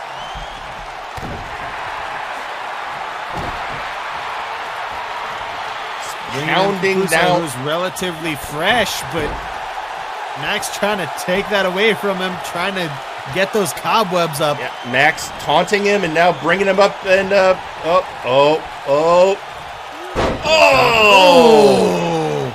there you have it. 1, driven into the 2. No! Pupusa kicks out. Again, still relatively fresh. If Pupusa could get just a little momentum, but he's in the blue corner, not where he wants to be. Oh no! Oh no! No! Experience some purple pain. Purple rain. But Ooh. It seems like Pupusa's more comfortable fighting the Beef than he is Max. I too like things. Oh, and there he goes, stretching him out, stretching him out.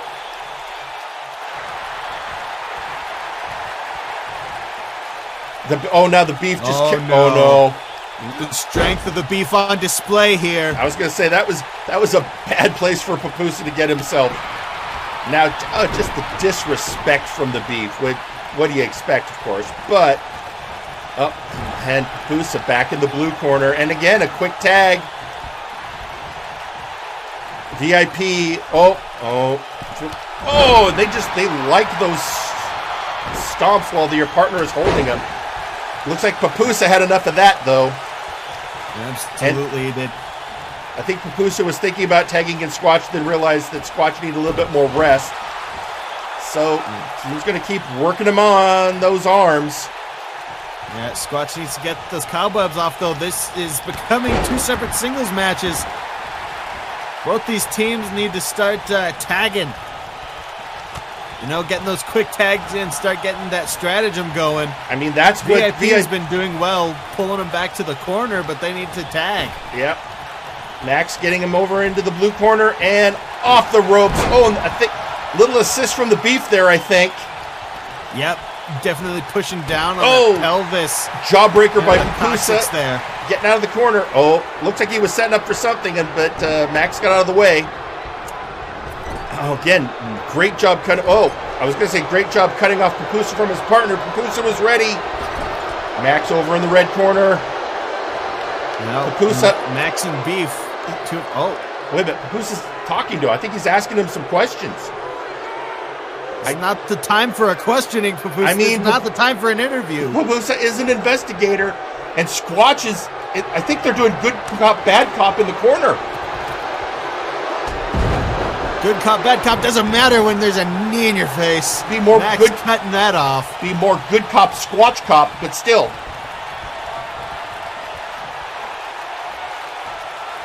And there it is. Yeah, I can't see Squatch having to beat Max that cop. damage. There. On the Beef, shutting down Squatch, who's about to go break up the pin. I think the problem here is Pupusa and Squatch are trying to get to the truth. Beef and Max are trying to win a match. Here's that spinning slam again. Max now cranking the neck of Pupusa PI. And the tag in. Here comes the Beef. We got the Max and Beef, two of the biggest, I guess, users, you'd say, of our Lowe's sponsorship. One keeps breaking door frames with horns, the other just causes general collateral damage. And stretching him out, stretching him out. Beef has trying to get out of that move. Okay, he's finally powering out. And again, he's got... Oh, Pupusa, why'd you get in that position again? He already ate a max damage. This is not going to go well.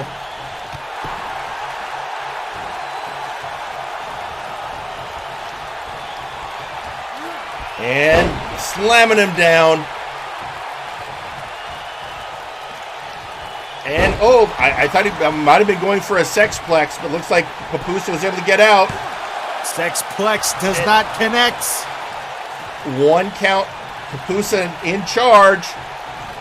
Kick to the small of the back there. Beef locking him up with that full Nelson into a waist lock. And a German cleanly executed with the bridge. That, I think, was the tenderizer. What's he got going now? And Pupusa gotta be feeling tender after that. Hot tag made to Sasquatch Wig. And a face buster for his trouble. Oh, no. No, Beef, leap. What are you taking those from Jack Abbott? Sight. Did you see that block in the ref's sight with his girth? Taking him to one corner, trying to... did you see that punch? An absolutely flying punch from Sasquatch Wing. This could end up... this careful with those slingshots. Be careful with those slingshots. The Beef might regret what he's done. Oh no, he's going up. Oh no. Good thing the beef got out of that when he did. Oh no! Did you? Trying to regain control with those knucks. He pulled the knucks, but the ref saw it. And your winner due to disqualification, Pupusa Monkey and Sasquatch Wing. Come you know on, what? dude. Come on, guys. There's plenty of people backstage you could have asked to, like, I don't know, cast invisibility. That was, I've seen a lot. I've seen a lot happen. I've seen people pull knucks before.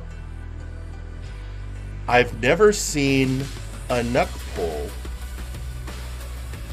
that was that, what's the word I'm looking for here? Blatant.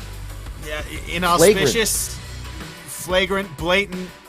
I mean, conspicuous. Yeah, all of those words. So with that, perhaps Max was supposed to distract the ref, but yeah, all of those words didn't. All right. So with hang on a second, I am getting some. Max was supposed to distract the ref, but didn't. You know, Ladies and gentlemen, commend the ref for back. having an actual decent sight. Yeah, for once. Ladies and gentlemen, we're going to take a quick commercial break, and we'll be right back. Ladies and gentlemen, feel the warm, milky, healing, Jesus-powered goodness that is Lactatanks. Step inside or be thrown in forcibly by registered Anon after you've gotten the shit beaten out of you by multiple people in one wrestling match. We swear nobody has ever died in a Lactatank. What is the Lacta made of in the Lactatank? We have no fucking clue, but we enjoy it anyways, and you will too. Lactatanks, come feel our warm, creamy, healing Jesus goodness. Multiverse, Nexus Wrestling's Warzone, Flashbang, and Fiery Line are all proudly sponsored by Enraptured Beauty. Our products, rather than using unnatural and harmful chemicals, revitalize your skin by boosting the natural elements already present and enhance your natural beauty so you too can love your best self. It's morning in Multiverse, and rest of day looms looking to break the weary like monster breaking human twig in a wrestling ring. But there is remedy. Squash roast coffee, made from finest naturally grown beans for best wake-up energy. That's because every bean have 10 beans within. That'll be 10 times more big energy than competing brand. More than enough big squash energy to power through day.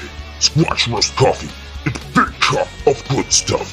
Now available in decaf, or when there is need to come down from blood rage. When you want the most detailed and violent-looking pictures of battlegrounds, look for Perfect Snap Photography. We do bar fights, wars, underground wrestling, and weddings. My wedding dress, you fat harlot! Remember, Perfect Snap Photography. It'll be bloody perfect in a snap. You too can now wage war against the flabby wrestlers of MNW with your own exclusive Zako action figure. It comes with trios tag belt accessories and nut-kicking action. Pull the cord to hear Zako's famous quotes. Get that microphone away from me before I shot up your... The Zako Duo action figure, sold separately. Whether you're working at home or giving your opponent work, we here at Lowe's are there for you. We're here with our sturdy tables and ladders that cease to exist if broken in half. We're here with rings that can stand up to even the most grueling of hoss fights. And when a locker room door is inevitably smashed by an angry lion woman, or a fiery undead leaves burn marks all over your paint, Lowe's will be there with a little elbow grease, a substandard 2x4, and a 6-figure bill. Don't believe me? Listen to these satisfied customers. You know, I like Lowe's because they have tables that I can put pizza on because everyone else keeps breaking the goddamn tables. This is Raphael Sampson here to remind you that Lowe's brand lumber is subpar at best. You deserve better. And trust me, I would know. I worship a god. Lowe's is great for tinkering with any hero gadgets. Sometimes when executing wrestling justice, I've had to break down a few barriers and a few walls. Oh, fucking damn it, Max, my wall! Thank goodness I shop at Lowe's, so I can get the best deal on replacing and fixing all the walls I break. Lowe's. Do it subpar for more. Why? And now, a message from the brass.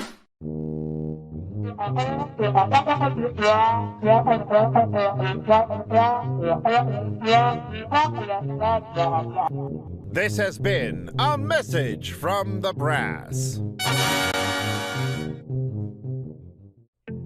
Have you or a beloved faction member suffered from a preventable workplace injury, jobber discrimination, threatening lawsuits from VIP, or harassment from Trashman Jones? You may be entitled to financial compensation and physical retribution. If so, please call Gorwheel & Associates Law Firm to schedule an appointment. We handle all cases, whether they be civil litigation, criminal litigation, or a backstage beatdown. We understand it's tough out here in the Nexus, and you need someone to both watch your back and break the other guys. So call 1-800-NEXUS-DEFENSE. And remember, you don't pay a fee unless we get blood and money for you. And we are back, ladies and gentlemen.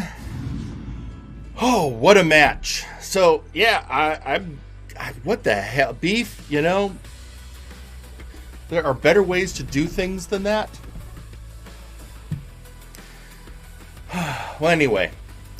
So, before we get into our next CO101 matchup, last week we had the re-debut of Depth Charge, and with even though he did not win his match, he made a huge impression on everyone. Michael, what did you think of the return of Depth Charge? I know you weren't here, but I'm assuming you saw it. What did you think? Michael's microphone is not working. We'll get that fixed. Pete, what did you think when you saw Depth Charge return? I mean, I think obviously him trying to put some distance between himself and Nakamura Worldwide is probably a smart decision. Well, interesting you should bring that. So we had somebody catch up with Depth Charge earlier this week. So let's go and hear what he had to say on his return. Hello there, the VIP family.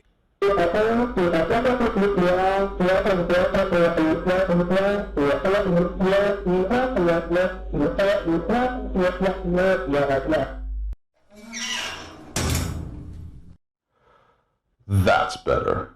So like I was saying, last week I finally get to stick my head above the surface, and it already looks like some people in the multiverse are interested in getting their hooks in me. Well, I'll say this. Trashman Jones has my loyalty. Or at least he did, till he left me in that bloody hospital bed so he could continue his little walkabout. Severe dehydration, they said. Heat stroke, they said. I know I may not be built for desert travel, but it doesn't mean he gets to toss me aside like some dead weight. Then, to rub salt in the wound, I find out from the general manager that no one bothered to renew my contract. No. What's done is done. I have taken time to recuperate, and now I am back. Though, last week's match against DJ Milsner has shown me that there's still a ways to go. So if any of you are serious about recruitment, then show me something. Because while I knock off the ring rust and get back to fighting shape, I'll be watching. If you earn my respect, then just maybe, we can talk about how you can earn my loyalty. So with that, ladies and gentlemen, the return of Depth Charge. Now, before we get into our next match, a couple people have been tweeting out on social media. First off, we heard from Theron Eldrazi on the comments about me keeping the Outlaw's name out of, or the Dr. Caliban keeping the Outlaw's name out of his mouth. Theron writing, Doc has the good brother and medical professionals pass. So I guess we're good there. And then Maximilian Thunderthighs tweeting out and saying, whoops, Beef, looks like I was supposed to distract the ref. Sorry, I got a little distracted. So there you have it. Well, Michael. Well. Are you ready? I'm absolutely ready. We heading down to ringside or what? We are heading down to ringside for the next C101 match of the night. Let's go down.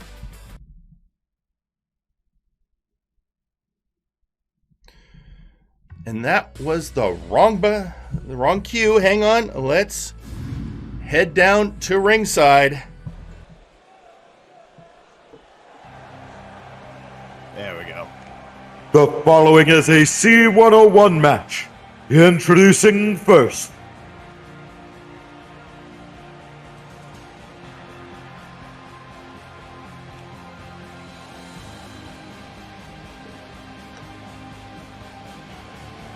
Representing the Sentinels, Daverman.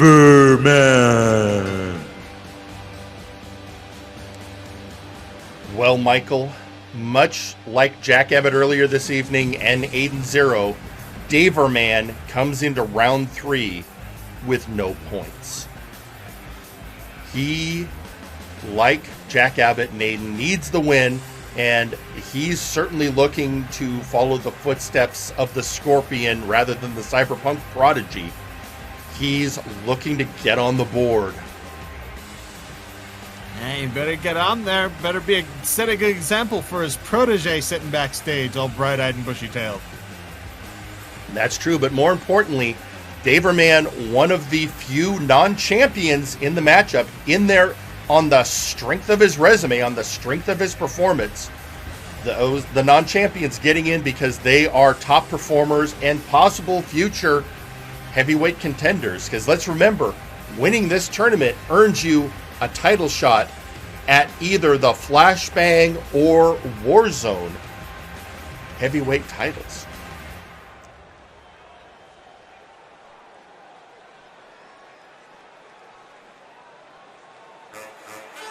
And introducing their opponent, they are the Flashbang World Tag Team Champion, The Madness. And here is who he has to face from Flashbang. It's The Madness. Yeah, speaking of those champions, here comes one now. That's right, one half of the tag team champions. We saw his partner, Kuso Kale, last night in C101 action.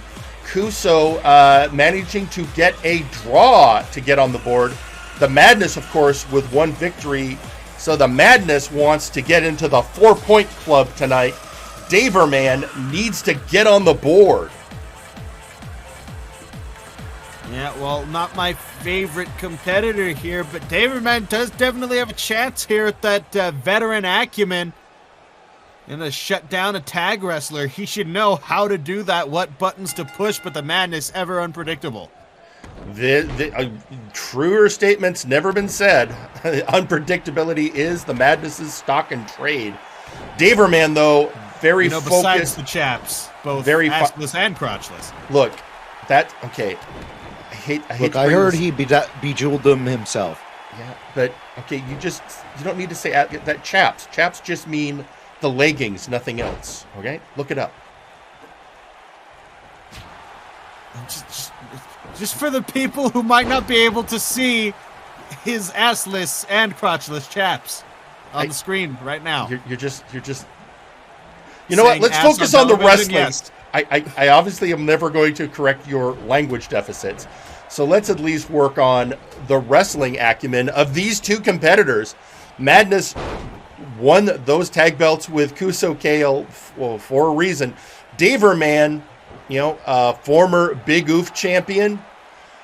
He has held the gold also in the tag division. And here's an important thing. Daverman was part of the winning team of the Wish Upon a Brawl tournament back in the day. He used his wish to attempt to get one of his friends out of the jail of the Inquisition. I'm getting corrected from press. He wasn't tagged. It was Big Oof, and he was the former Cursed champion. The Cursed championship, of course, replaced with the Nexus Titan champion. So let's just say that puts him in Nexus Titan range, at least. And he has been considered a top contender for the world title ever since Multivania of 2019. And the top cruiser of MNW. Yes. Oh! Bridge. Oh, a beautiful bridge. That unpredictability of madness. Left me speechless there for a second. Most powerful move in all of sports entertainment. That surprise roll-up not quite working there. So with that, we are seeing the madness crowing. Apparently, also I'm getting corrected. I'm misremembering. Daver was rescued by one of his partner's wishes. I guess he used his wish for something else. Interestingly, we're still not sure in the status of one of the wishes from that tournament. That, of course, being the wish of a person. See that head scissor takedown? That could have busted open Daverman, I think. Maybe. Let's. Tilt. The innovative. Countered into a DDT, then into the roll up. There it is again. That surprise attempt at a roll up. Madness just coming at Daverman with that unpredictability. Daverman using his helmet to good advantage. Superhero or not, it's kind of hard to do anything when you have no clue what your opponent is about to pull out. Oh, I'm sure in his career that Daverman has had to fight many chaotic supervillains. I'm sure he knows what to do in cases like that. Hopefully the answer is just lots of punching. Well, not exactly a supervillain here. Someone who's... I don't know if Daverman has experienced fighting someone like this, who's kind of smack dab in the middle of things. You never know. There's a little bit of the supervillain in the madness, even though he does seem to be a fun-loving guy. Oh, going for the pin. 1, 2, kick out at 2 by the hero of MNW. You know, I like the savvy of supervillains, but I don't think I've ever met a fun one. They're all usually pretty egotistical and tend to try and poison you. Well, with that out of the way, let's... Oh, what's going to happen now? Bringing him to the center of the ring. That's never a good sign. And now... What, Matt, no. What is... Oh. Leave our turnbuckles alone. We just got that other one back on, and now we're... the ref... You know, with a regretful look to the outside, repairing the turnbuckle, not paying attention to the match, not officiating, however. Well, he's probably sick of it, too. Oh, off of the rope. And springboard back kick. Although I've noticed something. Every time someone has undone a turnbuckle, they've lost their match. Huh. Jack Abbott didn't undo a turnbuckle today, and he won. He did. Stay away from those turnbuckles. Yeah, don't leave the turnbuckles alone. It's bad luck. One, I mean, if Madless loses here now, I'm going to say it. Undoing the turnbuckles are bad luck.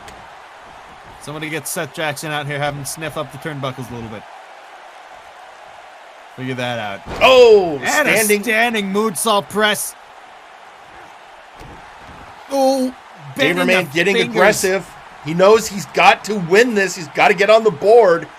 If he wants to make sure, you know, every win counts.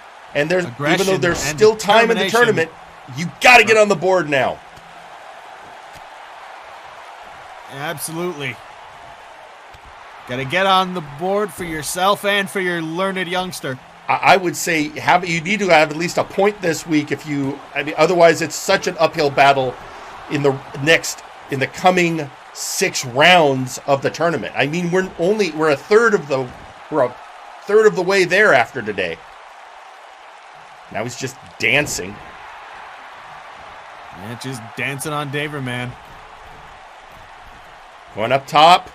There's a bit of a theme here on MNW. The knees were up.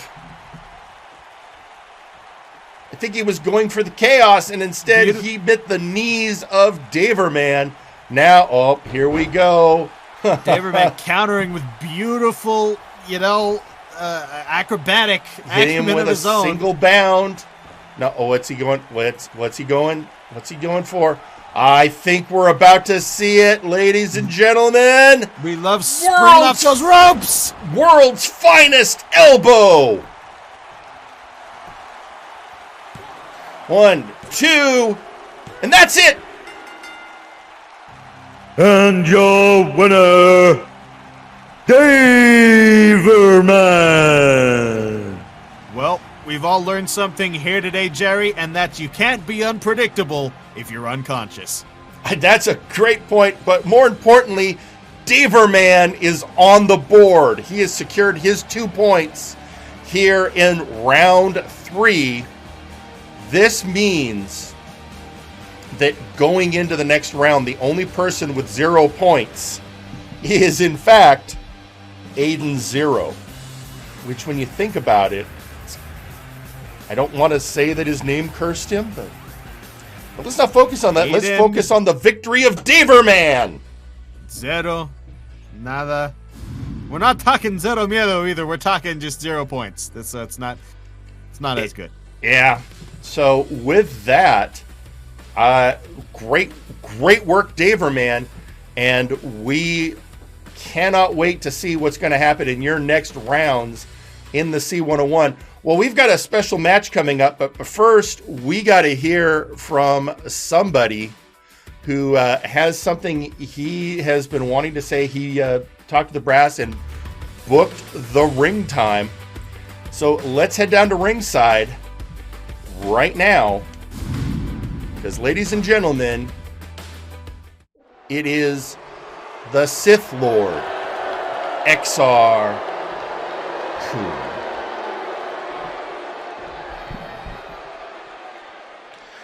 Greetings, Multiverse.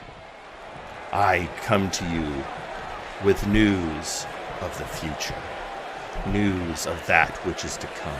But first, let me very, very quickly address the past. And by the past, I mean Legion.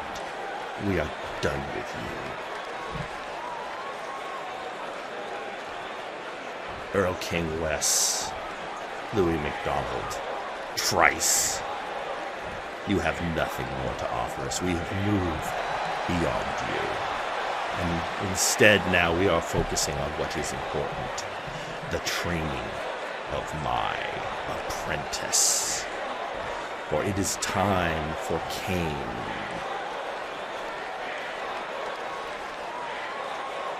And it is, by that I mean it is time for Cain to ascend. Already his focus has greatly improved. His ability to tap into his inner strength greatly enhanced. He is one by one breaking his chains. And I will continue to set him free. And when he is ready, well then, to my old friend, Dr. Aiden, we are going to climb the ladder that leads to you. Throw whatever obstacles you wish in our way. We will overcome them. Throw whatever lackey you feel you can expend. We will break them. And when all is said and done, you will face your fears.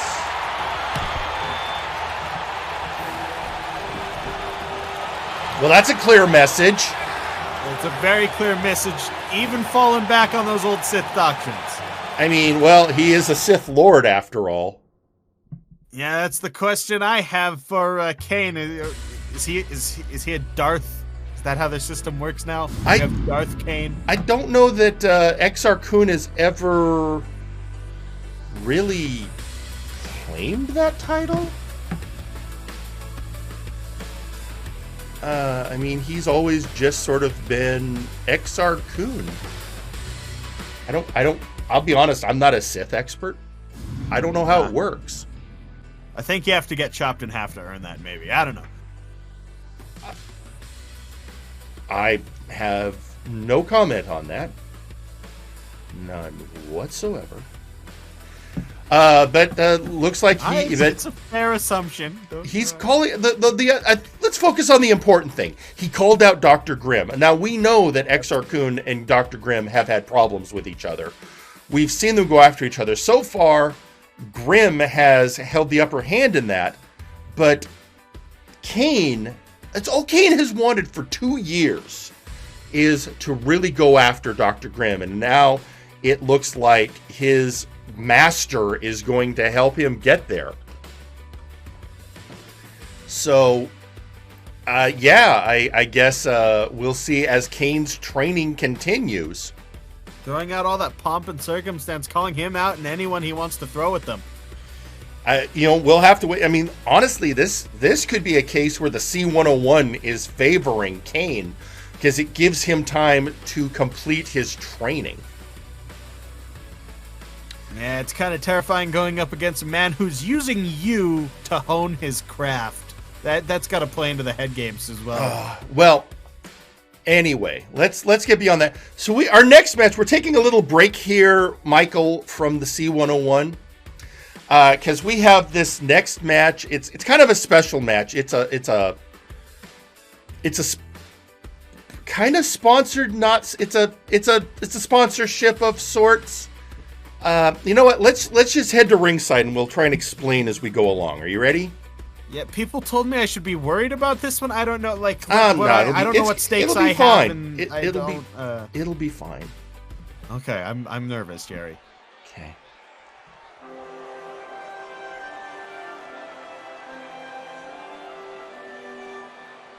The following match is scheduled for one fall. Introducing first, Moogle. So this is a special, we're not officially sponsored by Final Fantasy XVI Endwalker. Make your way to the queue with thousands of others and suffer in agony. I've been waiting for hours! Until actually playing and then suffer even more. God damn it! That's okay, and you know who he's facing? Wilson is coming home. That's right. Wilson? The Moogle's gonna face Wilson. Yep. I was focused on farming my bird mounts, but apparently we have a match to watch. And Wilson's here. Wilson's here. It's good. Great. I can't think of a better person to take on a Moogle than Wilson. And introducing their competitor, representing VIP, Wilson. No. Wait a minute. A cue ball. What is his? What? He's. There's no music. What? Hey, Phyllis. Okay, Phyllis says this isn't a technical difficulty. He went into the truck and ripped out his music track. Oh, I like that. He also retyped his entrance card to just say Wilson. Does not work. Wilson. And that's a new ring gear. I mean, yeah, he's bald. He lost the hair versus mask match, but where's his selfie stick? Where's the hell's going on here? I don't like this, Jerry. Why is he fighting a Moogle?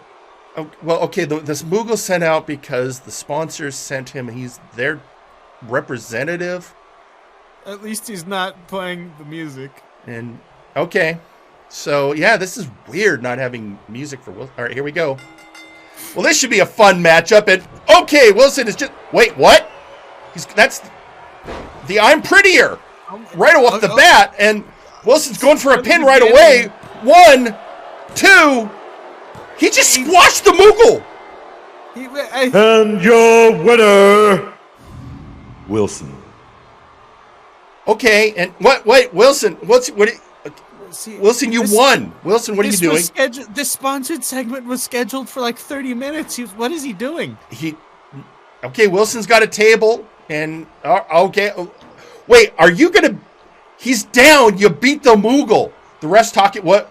All right, he's thrown the ref out of, and he's knocked the ref out. Okay, you just laid hands on a ref, Wilson. Wilson, we got a tweet out from Gorewheel just going ha ha ha ha ha ha ha before the match started. I don't think this is funny now. Oh, wait, he's got a It baseball hasn't been bat. Funny. It's he's just hit the Moogle with a bat. And he's been hanging out with David Lynch on Twitter. I don't know what's happening, Jerry. Now he's picking him up and just, all right, throwing him into that table. He's changed. Yeah, and now, DDT'd the Moogle into the table, and now he just knocked out the ref again. God is my witness, that Moogle's broken in half. You're not wrong, Pete. Oh, wait. I don't think even good King Muggle Man can fix that one. Leave the ref alone, Wilson. Wilson, no. Wilson. Not the bat! Not the bat! Wilson! No! God, why? And now he's just beating on the... He's alternating beating on the Moogle and the ref. Call security, go down there, Jerry. Do something. Well, I'm hearing that Ryan Balavez is rushing backstage right now. I think we're gonna be hearing. I think he's gonna try and secure an interview with Wilson. Well, let's hear it. Folks. I just and tweeting out on social media, Maximilian Thunderthighs message sent Wilson, and Wilson just walked away. The hell? Observer presenter Ryan Belvez. Let's hear. Let's. Okay, hang on. Ryan. Okay, Wilson is headed right back to the locker room area, and it sounds like Ryan is back there. So let's see if we can catch up with Ryan. Wilson? Ryan. Wilson, I have. Ryan, here you are again, trying to take advantage of me at my lowest. Like a vulture to a rotting carcass, I know what you're about to ask. And my answer is yes, I did see what happened at Thanksgiving. Do you know what it's like to be never taken seriously, Ryan? What it's like to work so fucking hard with all the passion in the universe, just to have it all thrown away because the parasites of this company think you're nothing more than a joke. It's so frustrating, Ryan. So frustrating. And after what happened on that fateful Saturday, I am a broken man. I've changed, Ryan. My mind is filled with nothing but a craving for violence. And I want to make every single individual in this company feel the greatest pain imaginable. The pain of loss and humiliation. The pain of knowing their biggest punchline has made them suffer. I want them to be broken, bloody, and begging.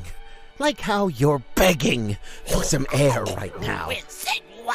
Here's one final scoop for you, Ryan Bellavers. Tell the world out there that the son of Will is dead. But Wilson has been given new life. And he's coming for all of you. Now go, before I finish you off. All right.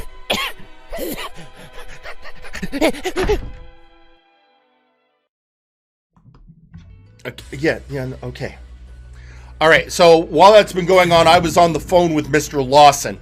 So right now, Wilson, what happened in the ring was bad enough, attacking an official. But then we have rules about laying your hands on interviewing staff.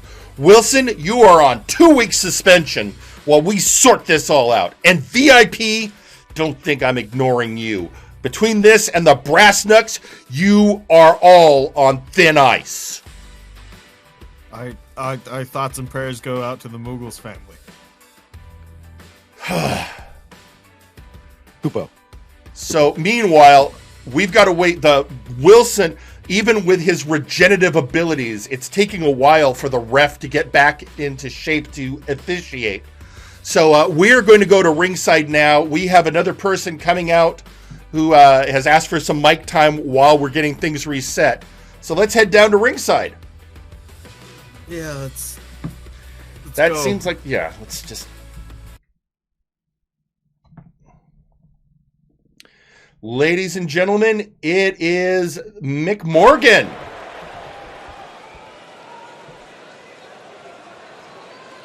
Oi, Dagrik, listen to me, lad. I watched your recent matches. I watched you take on TJ, the Mint, Gable. And I watched you against Lade Highroad. And you know what I saw? You know what I saw? I saw a fight. I saw brutality. I saw you take men to the worst places they could go. Push them to the extreme. And I got a question for you, Dagrik. Got a very simple question.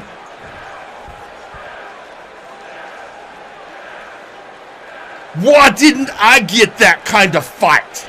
You know I'm here to fight. You know I like it extreme. I like it brutal. You know what, Dagrik? I never really felt that bad about losing the belt to you, because you're the best. But I do feel bad about not getting that kind of a fight from you. So tell you what, since you get to pick your opponents for your hardcore belt,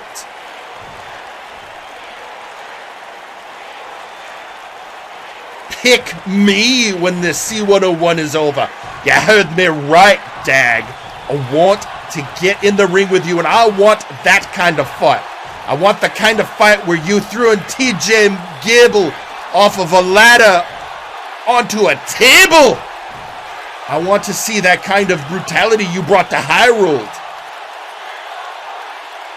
In fact, to warm up, I'd like to face those boys.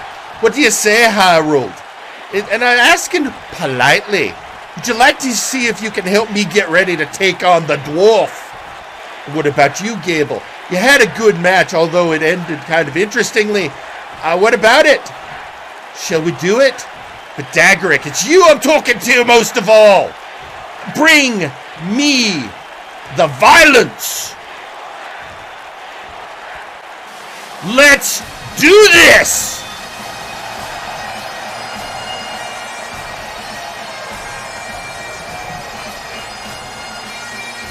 Well, a clear message sent to both Dagrik and Highroad himself with a polite, actually pretty polite coming from I him. mean, here's the thing. He's not upset that he lost the match. He's not upset that he didn't lose. He's not upset he lost the title. He's just upset that Dagrik didn't do as much violence to him as he did his other opponents. If you're gonna kill me harder is essentially what this man. I mean, said. it is basically what, you know what? That has got to be the most McMorgan thing I have ever heard. You didn't beat me good enough. Yeah. I wasn't screaming loud enough in pain, so I'm angry with you. Huh. And tweeting out on social media, Theron Eldrazi, 2 weeks. 2 weeks, I got over a month and shipped off a show. WTF. Look, we're assessing the situation. Plus, we have to mitigate the fact that it was a Moogle. It's not like, you know, there was that. And also, it was Ryan Belaviz, you know. It's not like Moogle are real people, after all. Or Ryan, for that matter. Hey, Ryan and I are cut from the same cloth. Belavez and I are good friends. We go out to lunch together. Look, it's Stand 2 by weeks what I for said. now. We're assessing the situation. That's what we're saying. That's what's going on. At least give Ryan a couple days off. Come on, So, Ryan. now, well, while we were hearing the whole situation with McMorgan wanting Dagrik, there is another title situation on the line. Last week, the Big Oof champion Raphael Sampson came out and issued an open challenge for the Big Oof. Not 30 seconds went by,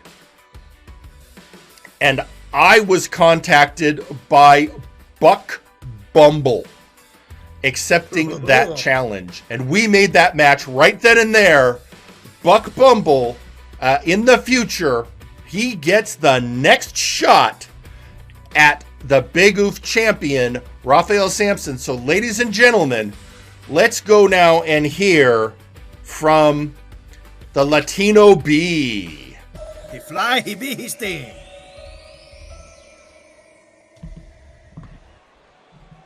Hang on a second. We're having a little trouble with, again, our audio cues. Let's try again. Viva la raza, Multiverse. It is I, Buck Bumble, and I have a few words for Raphael Sampson. I have long since admired your strength in the ring, but most of all, I respect the strength of your character, and how you won your title without a single dirty trick. Do not, however, think that I will pull any punches because of that.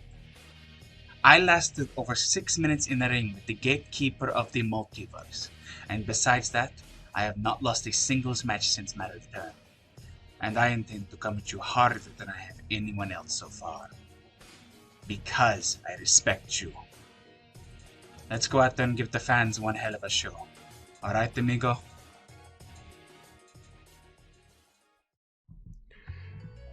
So there we have it. That's going to be, I'm looking forward to that match. Buck Bumble versus Raphael Sampson. Yes, give it to me now. That is going to be one hell of a matchup. It's going to be pretty hairy. We're just working out when we're going to put it into the schedule, because we've got the C101 going on, but Raphael is the only champion not in the tournament, so it'll at least give us a chance to have some championship action. I'm just working with Mr. Lawson and the booking team, figure out exactly when we're going to have that matchup. Also, ladies and gentlemen, we want to announce right now that today is the last day that you can make nominations for this year's Nexus Awards. That's right. Midnight Pacific time tonight, we will be closing the nominations down, and then the brass is going to get together, and we are going to pick from your nominations and pick the title, pick the people, the events, and the moments that you will all then get to vote on for this year's Nexus Awards. So if you have not put in any nominations yet, let's get on that, and let's get it done. Come on, people. Do you know how hard it is to squeeze Sasquatch Wing into a suit? You gotta make this worth it. You gotta nominate things. You gotta vote. You gotta be timely with this, or else it's not gonna be worth it, and he's gonna be pissed. Well, with that, we have 2 matches left to go. Both are C101 matches. Ladies and gentlemen, let's head down to ringside. Finish up the bracket for today with these last 2 matches. The following is a C101 match. Introducing first.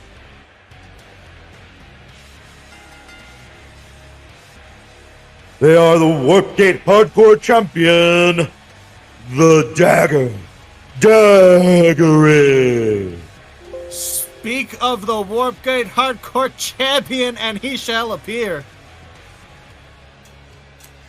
Well, here he is. Yeah, we heard earlier McMorgan wants a shot at Dagrik. And he is one of the people, as yet, undefeated in this tournament. See if that streak's gonna last. Let's see if this purveyor of violence can practice his craft in today's match for the C101.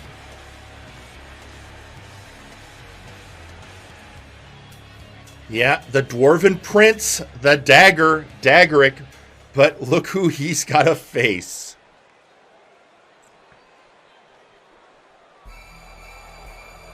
And introducing their competitor, representing Doom, Madjack. And again, not even our ring announcer wants to mess with Madjack. Madjack, that name with reference, the Pumpkin King.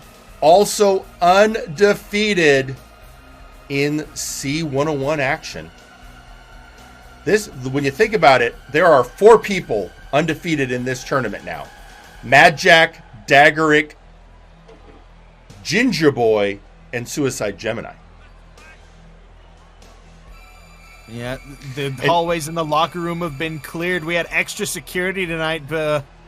Gingerboi will be in our main event. So a little peek behind the curtain. We have actually security that we hired, expecting that half of them were going to quit when this happened anyway. So we accommodated for the fact of security just saying no and leaving. We tried to accommodate for the fact that everyone wants a piece of doom. And here we go, right off the bat. Right off the bat with the leg trip. And just locked in. You know, this is, and there's a little bit of history here, folks. You may, we've been talking about this before since Madjack came in for this tournament. Madjack started his career right here on Warzone as a lackey of the Inquisition. And of course, Dagrik was the first person that was actually put into the prison by said Inquisition. So Madjack may be in the Book of Grudges. Yeah, he may be scribbled in one of the margins, but he's probably in there. And you saw that strut earlier, and now, digging that shoulder to the face of Dagrik. And now, just kicking, punching. I mean, Pumpkin King versus Dwarven Prince. Striking combination there. Went for a hip toss. Good counter into that knee. That deadly knee of Madjack. This is a royal dispute that is not going to end in diplomacy. Nope. One might even say this is a Royal Rumble. And that's about the response I expected. All right, moving on. It's okay. I was trying to think up a Smashing Pumpkin jokes, but even I can't excuse that band. And again, Dagrik going after the Dwarven Prince, and over he goes.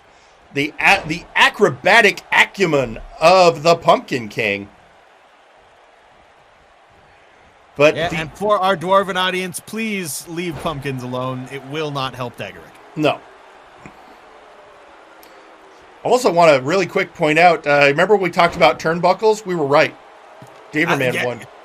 Yeah, absolutely. I didn't even think about that. Yeah, you do not want to touch that fickle mistress of a turnbuckle. Now, fortunately, these two competitors would never think about touching a turnbuckle. Oh, never. Absolutely. Well, if you know, her name's Turnbuckle Charm. Fair enough. Lady Buckle. Yeah.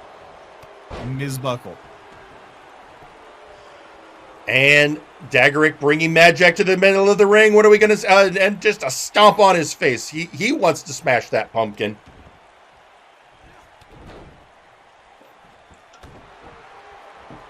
There he goes. Smashing that pumpkin indeed with the heel of his boot. Oh, speaking of acrobatic acumen, the dagger! That dagger. I have to wonder, though. Do you think that Dagrik is fully here, or is he now thinking about that call-out from McMorgan? Well, I think Dagrik has the uncanny ability to plaster a face onto his opponent. You know, when you hear him in the ring, he's mumbling and screaming to himself, trying to pull whatever he can out of his opponent. So he's real good at just making his opponent the faceless person he's trying to crush. Yeah, that's a good point. I won't disagree with that. Also, again, as I said, Madjack probably in the Book of Grudges. If you're a hardcore champion, you gotta have some hardcore mental conditioning. And Madjack just throwing him around the ring with those powerful legs. Yeah, got that triangle locked in, rolling him around, trying to get... was going for a fourth, but that was one too many for the dagger. Up into the corner, up to the outside, elbow. And running up and over, swinging around. Oh, that move, that's a patented Madjack. Oh, what are we getting here? And headbutt ya. Top rope headbutt, actually sending Dagrik reeling a bit. Going back upstairs. Top. Oh, one too many. Oh no, stump puller. Dagrik not one to be a repeat customer of a move like that. And again for that. Did you? Oh, wow. Shades of Daverman. And now, on his feet, quick on his hands. Working. He knows that Madjack's deadliest moves are kicks. You know, with the Jack's knife, the All Hallows knee, taking out the legs of Madjack is a solid strategy in this tournament. Meanwhile, Madjack tied up. Oh no. Oh, Jack in the Box. That one's gonna make you red in the face and red in the rear end. And now just taunting him and kicking him. Yeah, Madjack, nobody's better at getting in somebody's head than Madjack.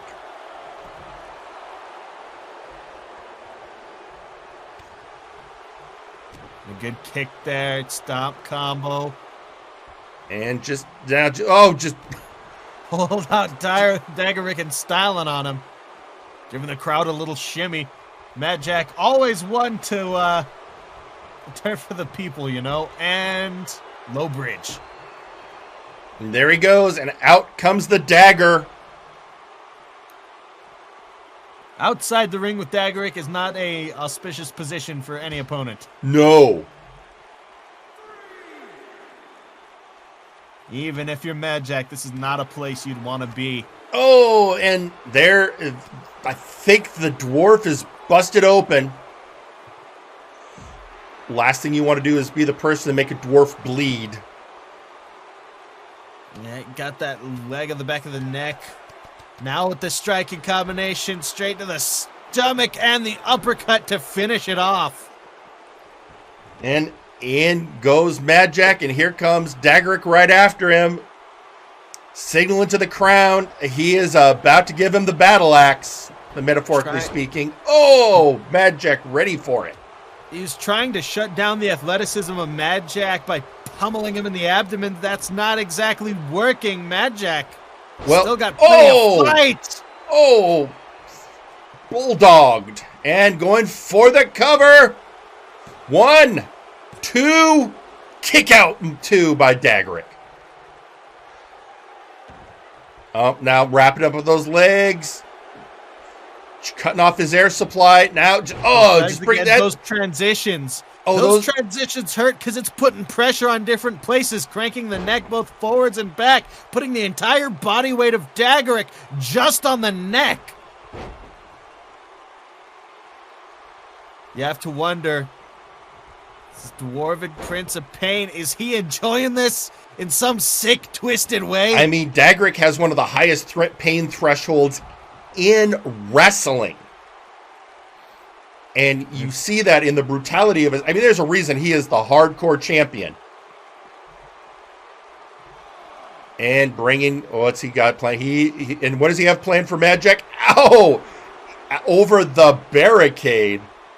That's what he has planned for Madjack. But if there's anyone who can push the limits, who can find and test the edges of things, it is Madjack, testing the limits of everyone's patience back on Flashbang. And now testing the limits of Dagrik's playing threshold. Bouncing off the edge of the ring. Bringing up the Prince. And into the ring he goes. And now what is Madjack planning? Oh no. This. Oh, okay. That could have been worse. Looks like he's working over the leg of Dagrik, returning the favor. Now, oh no. I think he's going upstairs again. Oh, and nobody home. Madjack has those top rope moves scouted. Oh, and a DDT. I think Dagrik might have been going for the Book of Grudges. but got countered by Madjack. Oh no. Oh no. Oh no. Hold on. This could be bad.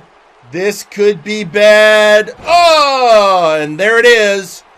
There it is, ladies and gentlemen. Trick or treat. And a 2 count. Madjack is, what does it take to put the dwarf down? Oh boy. Here it comes. Ladies and gentlemen, All Hallows Knee. Now he's got a pinning predicament on the dwarf. 1, 2, 2.5. As we hit the halfway point of this match, we are at the 10-minute mark. 10 minutes have passed and 10 minutes remaining. Otherwise, these both end up with 1 point each, which would put them at 5 points as both are still undefeated. Oh, just taunting him, mocking him, and now the headbutts.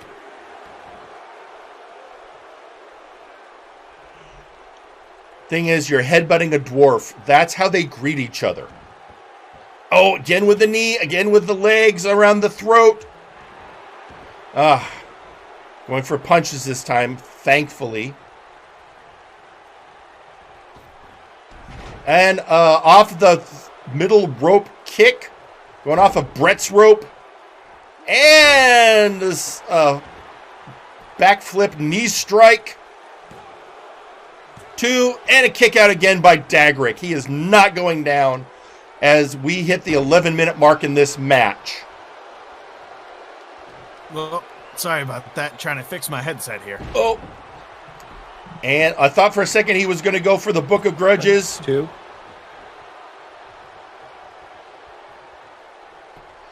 Now he's returning the favor, just punching Madjack. Oh, sorry about that, folks. How's that, Jerry? Hello. Hello. Yeah, I hear you now. Yep. He got that fixed. Oh, and going up. Oh, I'm about to see Dwarven Driver.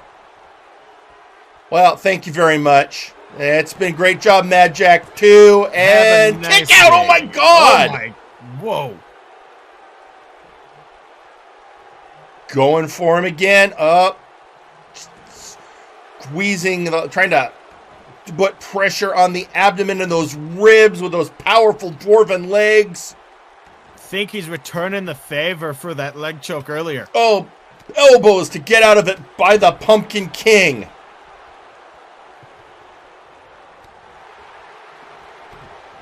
And, oh, the knee.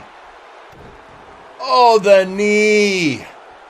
The knee and the stomp there. Madjack firmly in control now. What are we gonna? Oh, he's asking him to come up. Oh no! I think I know what's gonna happen. Dagrik will oblige, and it's and countered into a power bomb. I think he was going for Jack's knife, and instead, hair's breadth away. Oh, Hurricanrana takedown by the Pumpkin King. If we have a cruiserweight tournament, Madjack would definitely be a contender. High-end contender, I might add. Oh, looks like something's happening with our video feed. All right. Looks like we got it back. Oh. Okay.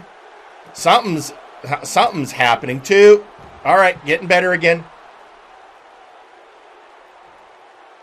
It's like time is, Meanwhile, I think Madjack wants to do another go at the Jack's knife. Oh, made it! But now, as it goes crazy, going for the pin.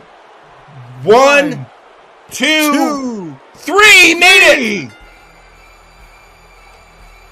And your winner, Madjack.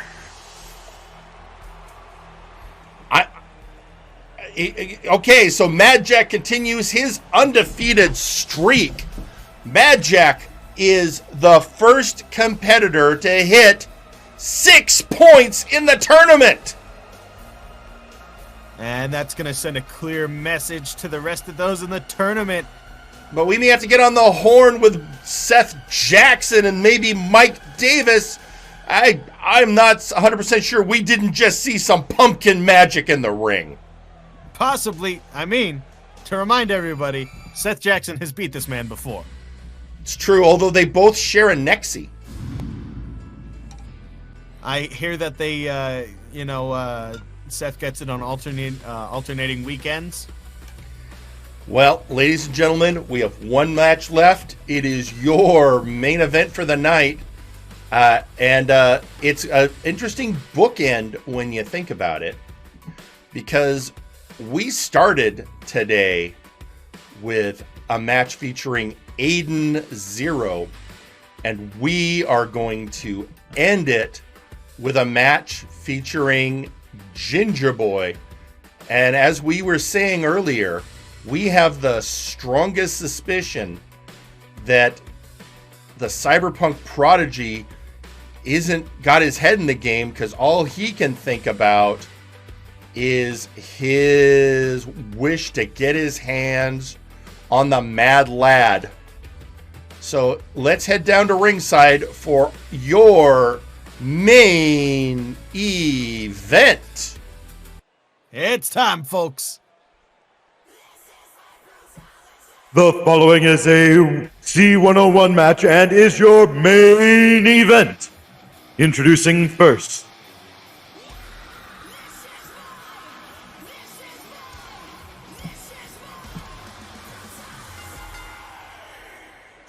Gingerboi.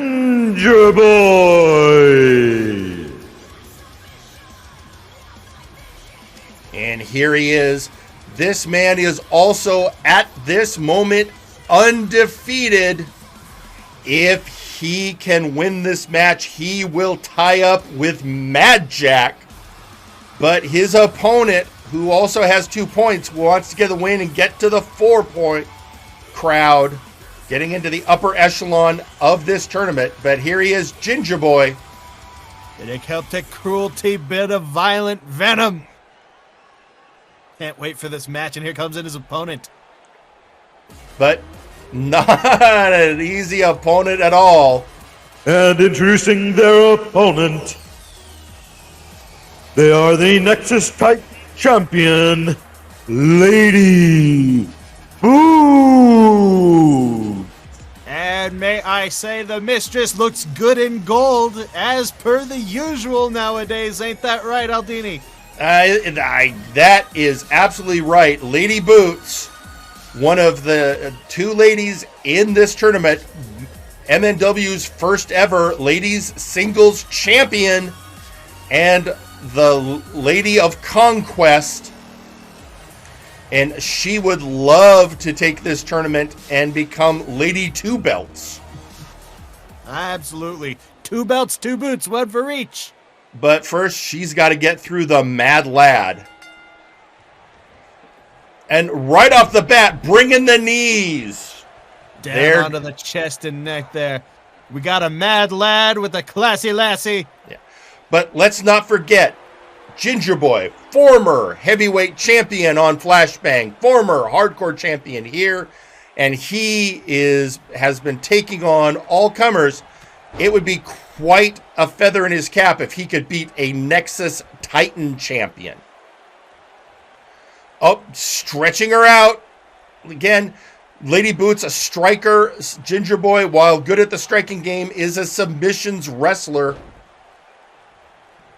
Absolutely got that technical and catch skill for days. He has to deal with those strikes, though. He's doing well by taking control of those limbs. I mean, that's how you beat Lady Boots. Her kicking game is her strength. If you can wear out those legs, you've got a chance. If not, well, ask everyone she's challenged since she started her quest for the Nexus Titan champion. Undefeated. You know, the only defeat she's had recently was right here in the C101 since she started that rise. 2 and kick out. Technical skill, his violent venom is regal. If you and again the knees to the chest of Gingerboi. Ugh. And just Gingerboi taking no quarter from the lady. He got his head taken off twice there, but he's still going for it. But Lady Boots, if she's adept at anything, it's bringing the pain. Beautifully executed Rana, followed by a knee to the back, trying to maintain control with striking. You can't let Gingerboi get a hold of you. Lady Boots, who, let's face it, maybe needing the new nickname, I was trying to think of something and I lost it. Never mind. I was going to say something about like the main event last. I don't know. I got to workshop that one. Figure something out there. Yeah, it's not like one of us has been in broadcasting for several years or anything like that. And here she comes, throwing him into the corner. But Gingerboi knows enough to get out of the way. He knew what that was going to mean. Oh, sorry, I'm getting a tweet from Samjax, the main event mistress. Yeah, I was going to say, the crowd started chanting it before you could even get there you go. Well, there we have it. Leave it to Samjax. Main event mistress it is. It's the main event. She's here. She is one of our top-tier stars right now on Warzone.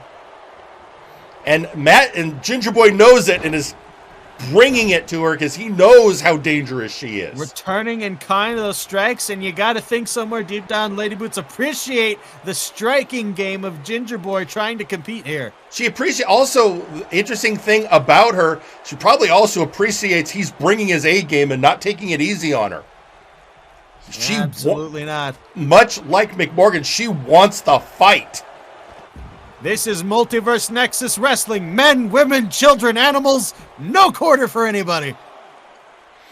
And the fact that a lot of that was, in fact, factual statements. Yeah, I was going to say, many people would think I was exaggerating. That was every single one of that, too. Men, women, children, animals, all of them in that ring. We've got a 2.5-year-old wrestling over on Flashbang, so sure. Absolutely.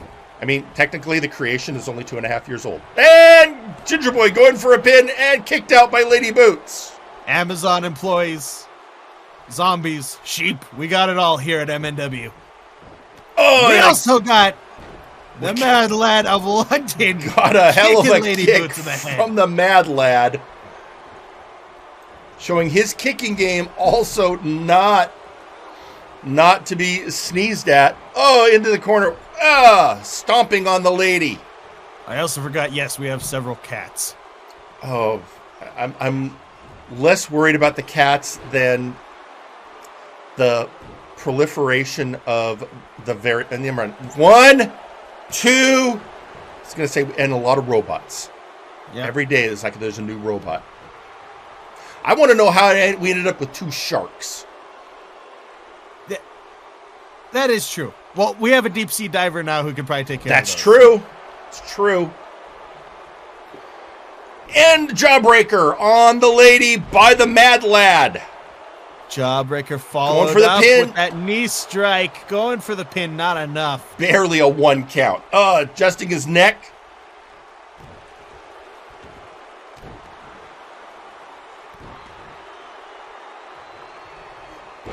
And bringing that knee down on the lady. Bring her back up. Flipping her over, but she was ready for it. Drop toe hold. Yeah, out. The cleverness of Lady knows no bounds. I don't even think Gingerboi speaks High Gothic. The back and forth of this match is insane. These two are very well matched. I'm trying to remember if they've ever faced each other outside. This is the beauty of the C101. Matchups we've never seen before are happening in this tournament. Matchups you could never see before are happening in this tournament. Don't you love it when people fight for no reason at all but glory in a title shot?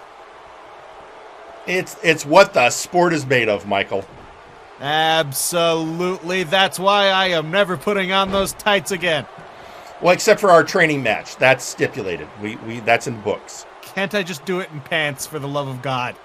I mean, we could talk about ring gear.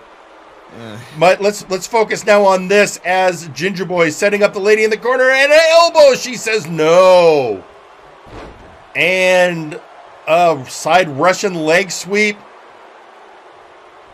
Going for the stomp. Gingerboi gets out of the way, returning with some blows. There's a right hand, left kick, and now that knee strike again to the head. Gingerboi, dropping the knee, dropping her on the knee.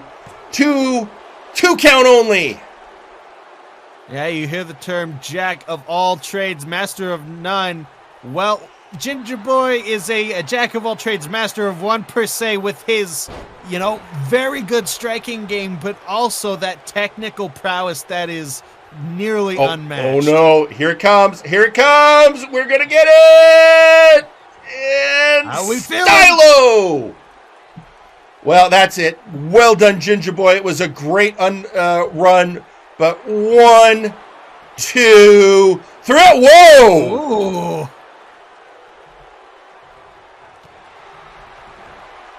Gingerboi had just enough to power out of that. And here she comes.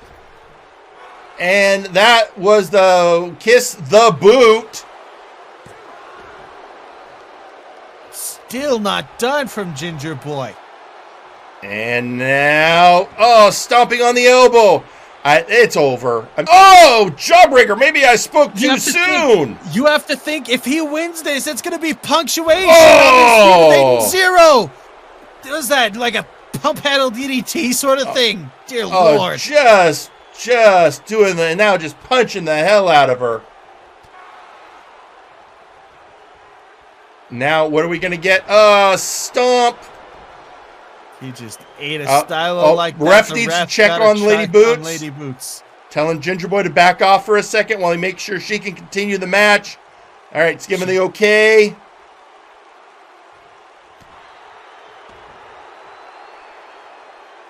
Give the ref signals, just barely holding on his Lady Boots. And here it is. Here it is, the Mad Lad Lock. And Lady Boots taps out. What a main event.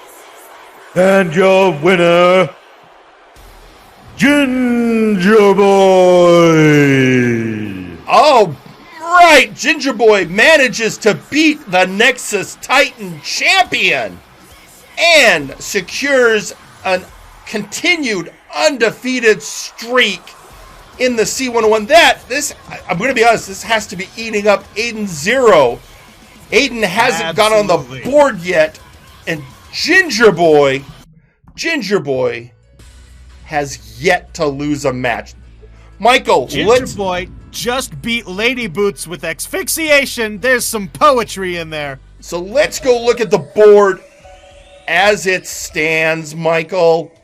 Here we are. This is what the tournament looks like at the end of round 3 for Block A. Gingerboi and Madjack both still undefeated in the tournament at 6 points.